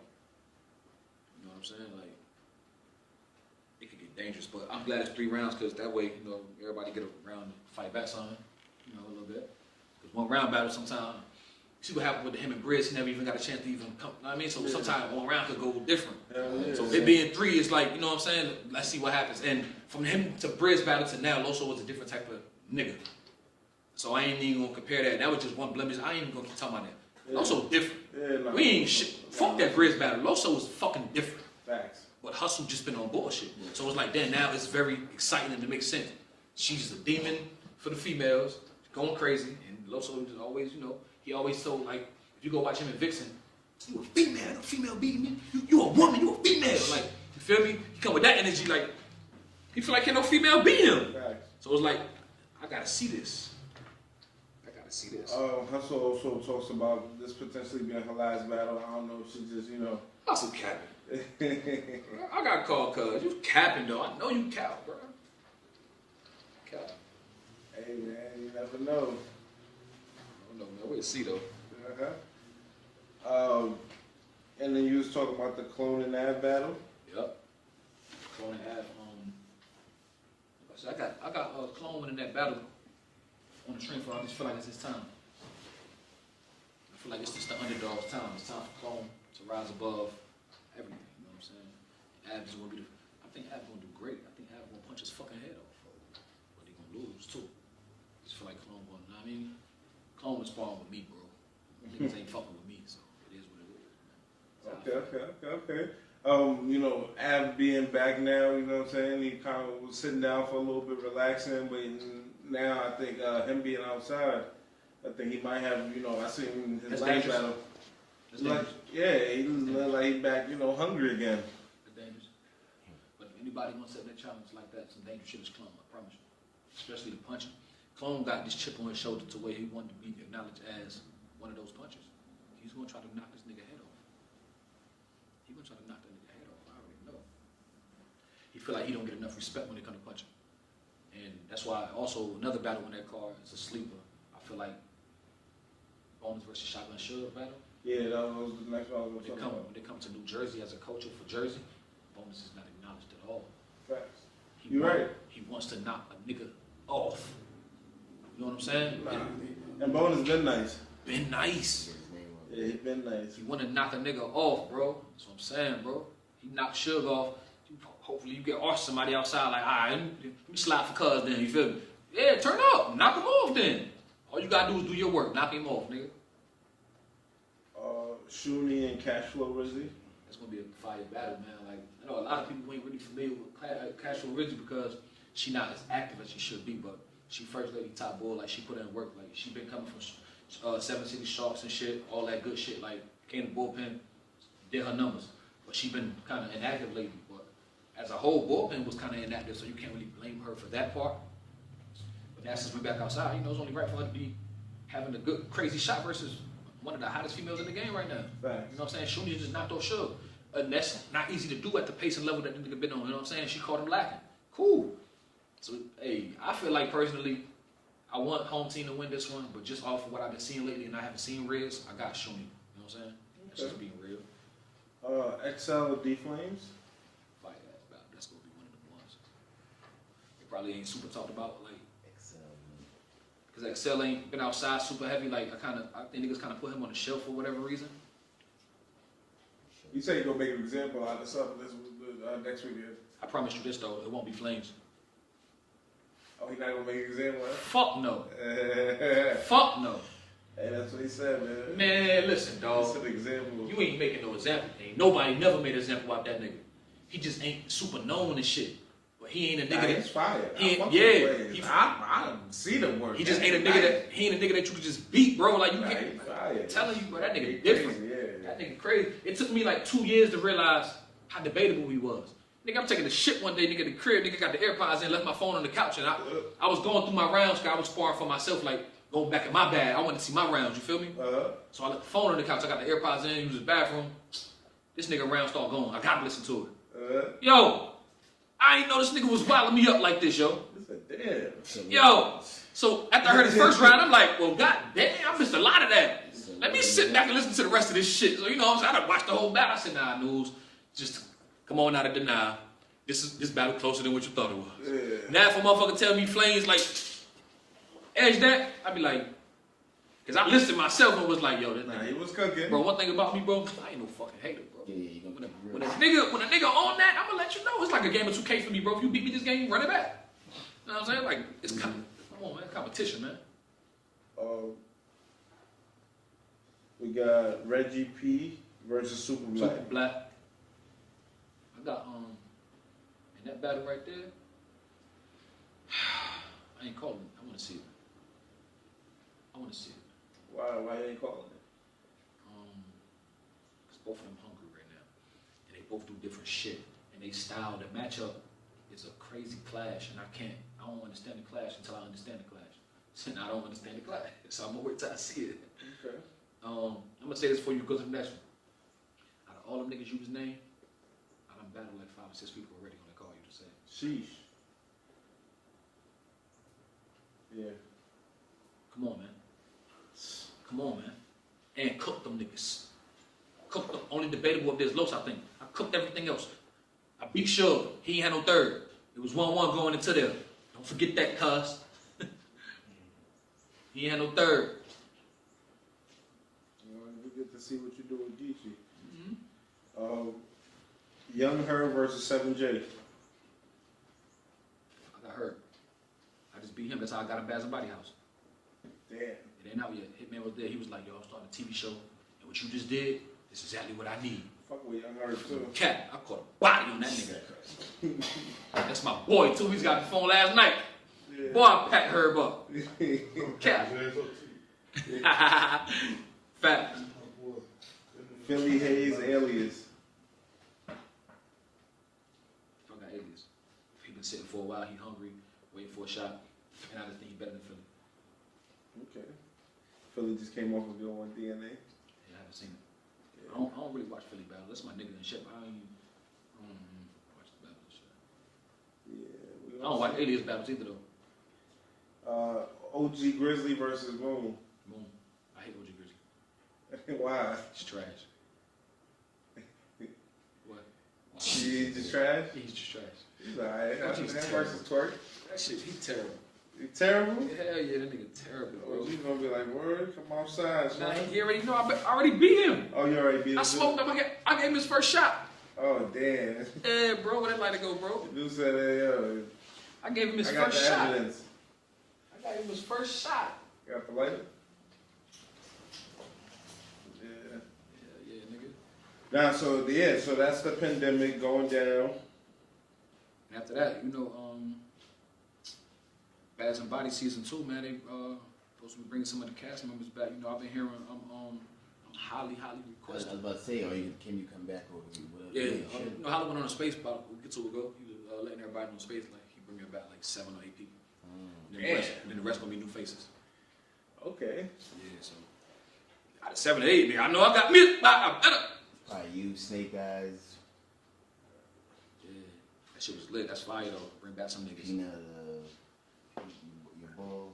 Yeah, it's gonna be You interesting. think Snake coming back?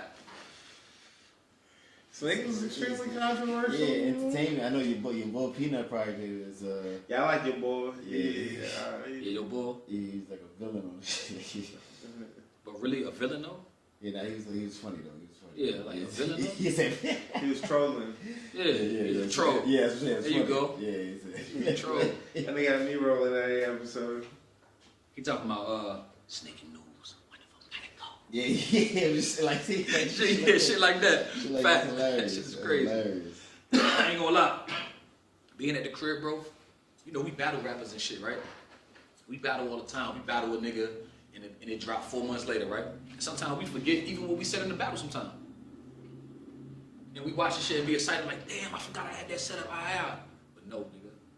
When you spend 34 fucking days with people, you know, it's mad vivid parts in my head that I remember. You know how many parts I don't fucking remember? And the parts that it's bigger than battle rap now, cause niggas is going in the confessional booth behind your back. We can sit here smoke this blunt right now and you going there, oh fuck nigga out there, feel me? I don't fuck with that fuck. Like, I'm at home now watching like, yo, that's the day I gave bro $7. I bought his blunts that day. That's crazy. That's the outfit call me a word. Damn. So it's a whole different experience when you know what I mean? So now season 2 going into this house. I'm on all bullshit with you niggas, man. You know what I mean? Y'all got friendly news this first go round. On me, I was so friendly to these people. Everybody tell you that. I was friendly as hell. And they still talking about, I was friendly. Watch this go round then. I ain't fucking with none of you niggas if I ain't already fucking with you niggas. Damn. Crazy. Yeah. What? So you ready for that again? For that training camp? Hell yeah, if you got me back on, that nigga is lit. I can't wait. Nigga see my impact on that first one. That's what kind of woke up a lot of the top tiers in the game and the culture just to see like, oh yo, nah, them niggas is really doing that in an hour. And he ranking like high top tier level like that. Like everything I dropped on that shit was like at a high fucking level. Facts. Like a super high level type shit. Like that fast though, like niggas is like, nah, he ain't doing that fast. That shit set up right now. It's not set up at all, nigga. It's really that fast. You know what I'm saying? Hour and 30 at the most if Hitman running late. Fuck out here, it's really an hour. For real. Me and Goody battled in an hour and 20 minutes. Hitman and DC called, leaving the boat now. DC like, man, I want to see a battle tonight. He like, man, hey, Hitman, I want to see Goody getting Bad Newz right now. We're on the way. So, man, we beat in an hour. Hitman pulled up in about 40, 50 minutes. Called DC called back. He caught a flat tire around the corner or whatever. Got delayed about 25 minutes. He had to switch whips. Pull right up, nigga. Put 2,000 down, nigga. Me and Goody went to war. And the crazy shit is, Me and Woody, when they made the phone call, me and Woody was downstairs rolling up, smoking, drinking weed. I did, yo, son, you still out? Somebody called downstairs like, yo, Hitman on the phone. He said, everybody come upstairs. We go upstairs. He like, yeah, y'all niggas all, I see everybody all friendly, got best friends, Bud Piles, Bad Newz and Goody. We like, Game time. All right, boy, lock in. Let's get it. Fuck you. We out of here. Like, you feel me? Let's go. Like, you feel me? That shit crazy, bro. It's a real exciting ass. It's like me and you right now. If it wasn't raining and it's sunny, I got the rock right now. Let's go get it. It's like right now on the spot. Let's get it. It's fun. You know that shit right there is that fun shit. Thanks. You know what I'm saying? And then to get rewarded, it's crazy. Yeah. It's crazy, bro. Yeah. Yeah, bro. That shit is lit. Shout out to the whole Bads and Bodies, man. Hitman and Shell, man. The producer, you know what I mean? Shell, the producer. Shout out to Shell, man. Hitman and Shell. That shit really lit. Like, real them motherfuckers. That shit like really like changing like lives. If you use that shit the right way and do what you're supposed to do, bro, there's a lot of people on that show that was just on that show. You know what I'm saying? Ain't nobody making no impact since the show done stopped. How many names that was on that show? You ain't hearing about none of these people. Like, you know what I'm saying? Like, what are they doing right now? Like, You Snake is still active. you probably can name 5 right now that you want active. Yeah. She's still her battle. J2. J2. You know what I mean? Thanks to God, he been battling, even though he ain't battling like names, big names, he been active. Woody been trying to get some work going in. Yeah. So, you know, I guess everybody has their own pace. No, but I don't know. I just feel like life's short. Nah, but you've been cooking. Life's short. We've been doing battle rapping for a long time. To get an opportunity on TV like that, and not to come off of it and use every minute to like utilize that shit to like, nah, I mean, turn yourself up. It's kind of crazy, you know what I'm saying? There's no need to sit back and wait on to see what Hitman gonna do next. Hitman did what he was gonna do. Do what you gotta do with that, you know what I'm saying? That's how I feel about it. Nah, I'm not gonna lie, that show was definitely something I really enjoyed. I like to see how y'all put that together. I'm 32 years old. This motherfucker's in there that was older than me. J2 going on 40. Like, bro, we in the movie theater watching ourselves at a movie theater on the red carpet. That was fine. This is not regular. How you not using this or even motivated to even go break any next level or any ceiling you thought you had? Ain't no fucking ceiling, bro. You know what I'm saying? Like, go, just do it. Like we jump out of planes together. That's like that. That's a thrill in life. If you do some shit like that, you gotta just go. You gotta just do it. Ain't nothing else to think about. So when you do shit like that, you gotta just know in life, you gotta just go, bro. You know what I'm saying? For real though. I don't know. That's how I look at shit like that. That shit changed how I think, bro. And the producer Shell, I told her I wasn't jumping on no planes. They all signed and said they all was gonna do it. And I was like, man, I don't give a fuck. I done been in the shootout, ran for police, house be chasing. I ain't jumping on no goddamn plane. She's like, but you gangster. You was talking about all this, but you scared of a fucking plane. Talking shit to me. Yeah. We get there, I see my cast members doing it and shit. She like, yeah, dude, what you gonna do? You act a pussy. You gonna jump out? She like, look at me. This is gonna change your fucking life, I promise you. Like, I promise you, if you do this, you ain't gonna feel the same no more. You gonna feel like you could do. I was like, bro, I seen like 12, 13 people come back alive. The first 4 went. The nigga said it's gonna take like 8 to 10 minutes, right? The first 4 went. Nigga, it took like 30 minutes. So it was like 15 minutes go by. I asked Snake, I'm like, yo, Snake, how long it's been? He like 15.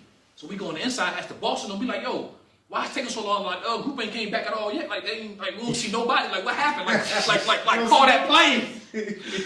He like, nah, it's gonna be 25 to 30 minutes. It takes 20 minutes to get to the altitude that we trying to get to for y'all to even jump out. We like, oh shit, all right, the other nigga lied to us, he tried to scare us. Funny nigga. He came back there like, I was fucking with y'all, man. Like, all right, man, hey man, don't do that, man. Hey, I ain't about to jump. So they went, second group went, third group went. You the last group? Nah, I was like, it was like 2 more groups after that. Okay. I went like in the middle. I'm like, man, I'm doing this shit. I'm ready to sign me up. I'm going up this motherfucker today, nigga. I'm jumping out. It's my word that I love. When that footage drop of that, you see me up there, GD, nigga, coming down with the brakes up, nigga. Oh, it's your brother. I'm going crazy. Yeah. That shit crazy. How did it feel? Great. A rush. Wow. Like, when you get back on Earth, on the land, it's like, yo, I'm back. Yeah, I'm back. Like, you know what I'm saying? Like we back. Like, yo, this shit's crazy. How did it feel like falling? The free fall, 10 to 15 seconds. You're going to fall 200 miles per hour. Can't do nothing but face coming down, going wild. When that parachute come out, it's just like we doing this right now. We talking cool. Me, the nigga, I jumped out with a Vietnam vet on my back talking to me, nigga. Told me his whole life story, nigga, just like we talking right now. Nigga, we did an interview in the sky. I told him everything I told you on this, He know about me in the sky. Yeah. On me, nigga. We talking for a hell of long. Yeah, nigga, just cool. He like, man, relax. We just chilling now. I'm talking about like we just. I'm like, Oh, because word. I was on the parachute coming down. Yeah, just chilling. You just looking around like it's just beautiful. Like some shit you scared of, don't mean you be scared of that shit. Ain't nothing to be scared of. Nobody died that day, nigga. I gotta do it. Nigga, when we pulled up, we seen motherfuckers flying. People was in the sky. I feel like you, like I don't want to do that shit. I'm good. Until you do it though. I know, man. Ain't gonna lie, it's like, even with my raps, like, I get that, I go back to that and be like, I just go. I just do it. That's crazy. Everything. Real. Shell, I love Shell for that, for giving me that advice, for pushing me to do that. Because I wasn't gonna do that shit, I was terrified. Yeah. And shouts out to Jay, that guy. Because he drove there from Kansas City. Scared of heights, never flew before. Fucking idiot jumped out that plane. First plane he went on, he jumped out. Said I might Jay, that guy. Jay, that guy for real. Shouts out to that nigga. He said, "Fuck it, man." Jumped out, looking like a cop with a bald head. I swear to God, look like the D's coming down. Look at him. Them smiling, that shit crazy. So Bags and Bodies definitely a great experience. Bags and Bodies is definitely a great experience. Yeah, that's a fact. It got me kind of opening up more doors and like thinking about doing more shit, like just broadening up everything. Like thinking about doing some skits, some plays, trying to get to some movie shit. You know what I'm saying? Go to class. I mean, I want to get into acting. I mean, I like shit like that. I remember when I was younger and shit, I used to do plays in New York, and shit. I used to do a lot of plays. I was always like the star role of some plays I did and shit. You feel me? I let that shit go. I ain't never even thought about tapping back into it until Bads and Bodies and shit. You feel me? Like signing with Coastal Rain just gave us privileges and access to a whole nother. Regular battle rappers don't got the access we got to things right now. All we got to do is apply what we need. I mean, tell them what we need, do what we do, make sense, and is that we got access to a lot of shit. You know what I'm saying? So that's just a blessing in one, bro. Being on that show, getting signed to that, bro. You know what I'm saying? Like for real. So I think I want to do some skits, some spin-offs, start working on some different shit, not just battle rap. You know what I'm saying? Start just, start going to work for real. Yeah, putting this work out here, bro. It ain't nothing to write up. All the shit we write, I've been thinking about this shit. All the shit I write, like. I can't sit back and really, just write a picture like a movie, like try to write some other shit, know what I'm saying? Like try to make it make sense, like why I can't do it. I don't know, I'm gonna try that shit though. I've been telling myself I'm gonna try that shit for like a few months now, bro. I think I'm gonna try that shit because I keep telling myself I'm gonna try it. Just do it, man. That's it. Yeah, I wanna act. You know, just definitely want to say, Newz, appreciate you, having us out here, man, sharing these stories. Man, y'all niggas pulled up, nigga. I appreciate y'all niggas putting up to the trenches. Niggas stop playing. Yeah, I mean, not only in your hood though, you told us pretty much from day one to now, like Yeah, it's a lot, bro. The story. It is a lot, and like that's why I asked you that question about the aggression and the passion you rap with. And that shit it was so natural. I just was doing it because so now at where I'm at now, it's like now you're a professional. Then you gotta know how to control that. Yeah, balance. Yeah. So people can understand what you're saying when you're doing this. You know what I'm saying? Because I've been had bars, but sometimes I get to a setup and be so emotional about it, before I even get the line off. So you know what I'm saying? It's like, nah, nigga, that's not how you rap. Know what I mean? Now you gotta, when you trying to reach a certain level in this shit, get to a certain, like, you know what I mean? Yeah, bro, you gotta master that shit. You gotta do another. Yeah, it's different. It's different. Man, Newz, again, appreciate you sharing with us. Anything else like you're working on as far as like merchandise or music or anything the fans can like support or just I got some merch I'm cooking up right now. Excuse me. I got some merch cooking up right now. I plan on having some at the Geechee battle. Maybe 20, 30 hoodies or something, I mean. I plan on having a little something with me. Go ahead and start putting my shit out there. I got my man making a logo for me as we speak, so. Everything line me falling in place. I'm gonna have some merch with me next Saturday and shit. So yeah, we're gonna start pushing that. I'm about to drop the mixtape, the very Bad Newz. It's gonna be on all platforms. I'm already like 5 or 6 songs in. I think I'm gonna do 1 or 2 more. Then we're gonna drop that. It's gonna be on all platforms. We're gonna do that. You know what I'm saying? Open for booking, man. You know what I'm saying? Always open for booking. Last minute bookings. Obviously, you see my time span, my work, how fast I'm effective. You know what I'm saying? You can reach me at Bad Newz the Boss. That's BADNEWZ DABOS 1S at Boss. That's on all platforms too. All social media platforms. You can reach me on them shits, man, for all booking. I mean, whatever, man. You want to get at me about anything? You already know what it is. Like, yeah, I'm out here just working. You already know. Hopefully, you know, Remy Ma been showing a whole lot of love to me. You know what I mean? That's just 1 and 1 right there. Like Remy been everything I've been on. Like she been showing support, like standing behind it. Like you know what I mean? Just for real, salute to her because she ain't got to do that. You know what I'm saying? I get a lot of hate from people that don't matter. So when people that matters be like, what? He's like, come on, that's what you know what I mean? That's what mattered to me. You know what I'm saying? So and she been saying like I'm becoming like her favorite, like real, like you know what I'm saying? She been saying I seen her tweet that. She was out there for Midnight Madness as a judge. Yeah, that's a fact. That was the first time seeing me then. Exactly. She was like, and she different. voted for you too. So He's different. I mean, so then at the Cypher. The Sincere Cypher, she was out there. As soon as I walked outside, nigga, she seen me. I didn't know she was even there. Pulled you to the side. I hear somebody like, nigga, I stepped on the Molotow's eyes in the back of the head. I'm like, who that? Somebody like, it was you. Then you like, that's Remy, nigga. It was bars. I'm like, it was. He like, that's Remy. I'm like, Remy, mom. Rapping my shit. He like, she like, yeah, nigga, don't go nowhere. Come here, I'ma holler at you. Yeah, I'm like, yo, I'm humble. What? I'm up here doing the cypher walk outside, Remy rapping my shit is wild, bro. Like, come on, bro, that's what we live for. So hopefully, you know, I get that chrome code. That's what I'm getting to. That's the punch. I had to set it up. Yeah, Remy, you caught that. Don't let that go over your head, Rem. We know we got some things lining up. You know what I'm saying? That's the punch. If you do get the call, if she says, you know, any names, or would you have anybody in mind? Easy, nigga. She okay?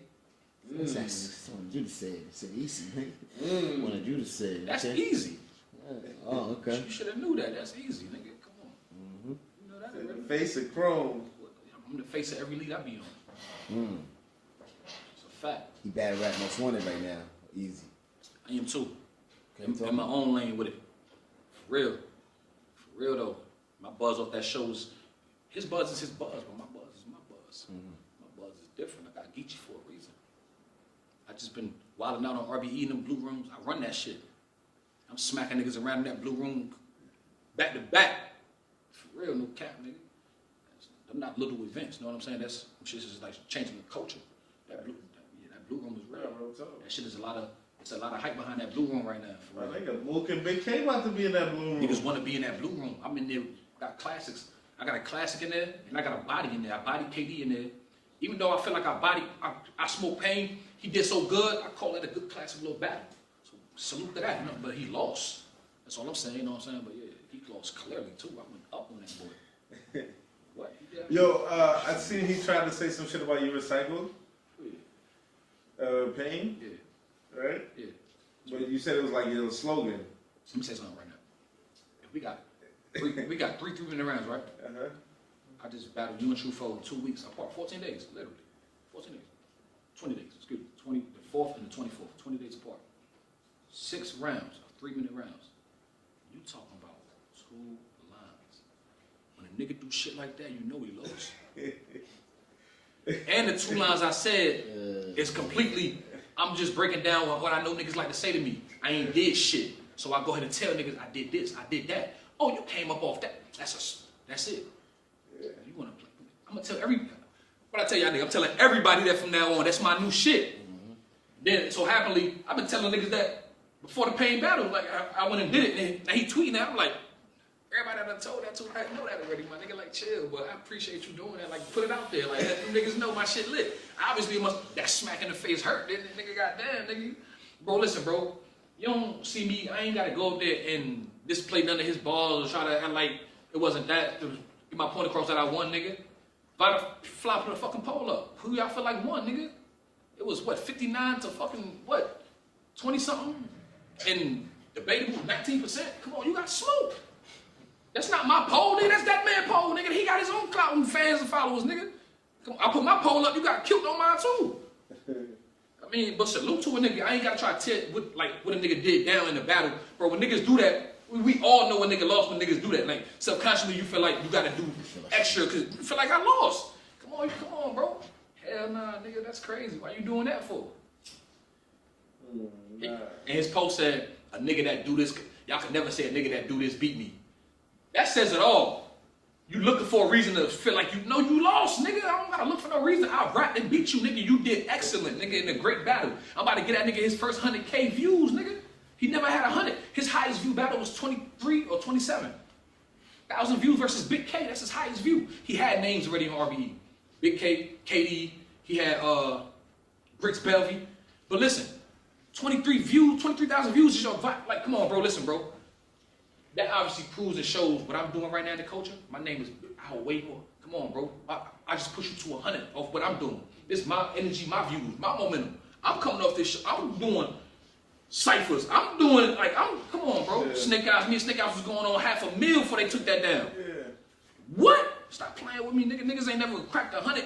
Don't talk. Come on, bro. When Rock got me that million, nigga, I went publicly. Thank you, nigga. They took you and Snake Eyes down? Yeah. Off Ruin Your Day channel off YouTube. You know, it's still on Coastal Rain on Bads and Bodies on the TV show. You can go watch it But on the it's show. not on YouTube It's anymore? not on YouTube. Been off YouTube for over a month. Why not? Some shit. Hitman and Avocado got some business they gotta handle. Okay. Between them, whatever. I don't know. Okay. You know what I'm saying? Damn, that's a great battle. It's not on YouTube anymore. We was cracking 300,000 views at that pace. What's going on? Come on, man. Stop playing, dog. Come on, man. Yeah, Putting that pain out here, literally. That's a bar right there. Okay, I caught it. Wasn't even no pun though. And I thought about him like literally, like for real. That pain for real. Again, man, salute to you. I'm gonna ask you this last joint though. Mook and Big K. Right, Mook. The fuck. Big K, good. He's fine. He's great. He's good. He's good as fuck. Right, Mook though. Smooth. In a small blue room. Y'all gonna sit here and listen to this shit. I'm gonna sit here and listen to this. Oh, y'all gonna hear this. I'm gonna break this. Y'all gonna listen to this. I promise you, y'all gonna get Mook point that night. He ain't playing with that boy. That boy, listen, we gonna hang that boy up somewhere. I'm telling you, Mook gonna hang him up. That boy can't rap with Mook, boy. It's hard to rap with a nigga like Mook. It ain't easy to rap with a nigga like Mook, bro. Yeah. A nigga that feel like he God of this shit. He really feel like he's the creator of this shit. Like, it's hard to beat a nigga that feel like that. You know what I'm saying? Like, come on, man. That nigga crazy. You know what I'm saying? Come on, man. You see that nigga goddamn, they get you all types of filthy out there. Even though his entourage played part in that. I'm gonna say that for cuz. Yeah. Entourage be playing part in certain shit, fucking up a nigga battle too. You know what I'm saying? Niggas ain't really trying to fuck with cuz. I didn't get you for doing shit. He was fire to me. But yeah, Mook definitely packed shit. Mook just controlled and packed and just showed why he moved. And that's against Geechee. This is Big K we talking about. Even though it's a blue room, small room, it's still Mook. Yeah, this is gonna be the first time we see Mook in that environment. When we in a heard long it, time. last time we heard it was Tay-Rock. It was quiet. We could just hear it. Yeah. It's different. Him and Verb, the last time he was kind of like in a tight room. It's different. And then this one right here is right on the ground. Like, I ain't gonna lie. Like you said, everybody, you gonna be able to hear everything. Yeah, he about to, yeah. What you think though with Big K? I like Big Coming K. off this A-War battle. I was there. He was fighting. He fucking A-War up. A-War had some shit. It's just that you can have some shit, but when a nigga, even if a nigga shit more simple and basic than yours, when that shit hitting and it's potent, it don't matter, bro. That nigga Big K shit was simple and basic, but that shit was hitting. Man, that shit was hitting. You think that level right there, him bringing that level right there? For Mook, that's what he need. That's what he need. That's the only way he could even get through the crack a little bit. He don't need to try to go up out of no ceiling. Yeah, because for A-War, he's rapping like 3.5, 4 minutes, whatever. Like, you know what I'm saying? He wasn't. He need 4.5 minute rounds too for Mook. Yeah. Mook will have a 7 or 8 minute round, might be 10. And, you know, Big K don't fuck around at that time. He don't play. Before he gonna have to sign over and let Mook do what he want. When you get them battles, you gotta let him get what he want. Like, you know he got that second round, he want 10 minutes. Let him have it. But this first and third, you want to do this 4-5, like, I'm gonna fuck you up. So you better win that 10-minute round. Yeah. You better hope they don't get tired of you, nigga. So so sometimes that shit can haunt you. You know what I'm saying? Nigga, sometimes you need to cut it off at 3-4 minutes. You be like, that's enough, I cooked you. You know what I'm saying? That's enough. Good. You go into some more shit, it get a little boring. You like, the nigga forget about all that hot shit you said because shit, you been dry last minute. Come on now. So yeah, but you know, sometimes that shit work with Mook and it work against him. So that's the Mook curse. He overdo sometimes. He overdo it sometimes. We gonna see, you know. Yeah. April 15th. April 15th. April 15th, man. News versus Geechee Gotti, Bullpit, Pandemic. Get your tickets, rapgrid.com. Right now, they going like hotcakes. I don't even know if it's sold out already. I think it might be. I might need to go up there and get get y'all shit. So check it out. Check it out. What was gonna happen to Geechee on the 15th, man? I don't know, bro. It's all that depends on him. I don't know. Whatever he let happen to him. Shit, I don't know. This is for real. I told Payne the same thing. We was in an interview. Cassidy was like, "You act like you ain't confident." So he said he going 30 you. I kind of starting to believe him. I'm like, bro, I don't know what's gonna happen tomorrow. I know what I got. I know what I'm gonna do. I don't know how he gonna protect himself. That's the only thing I don't know, how he gonna protect himself. So I can't tell you what's gonna happen. But I can tell you this: you're gonna have a hell of a Bad Newz performance. It's gonna be the best news. I promise you, it's gonna be the best Bad Newz you ever seen. That's what I'm gonna say. That though, we'll leave it there. Gang shit. Yeah, it's a wrap. It's classic. Yeah, that was beautiful.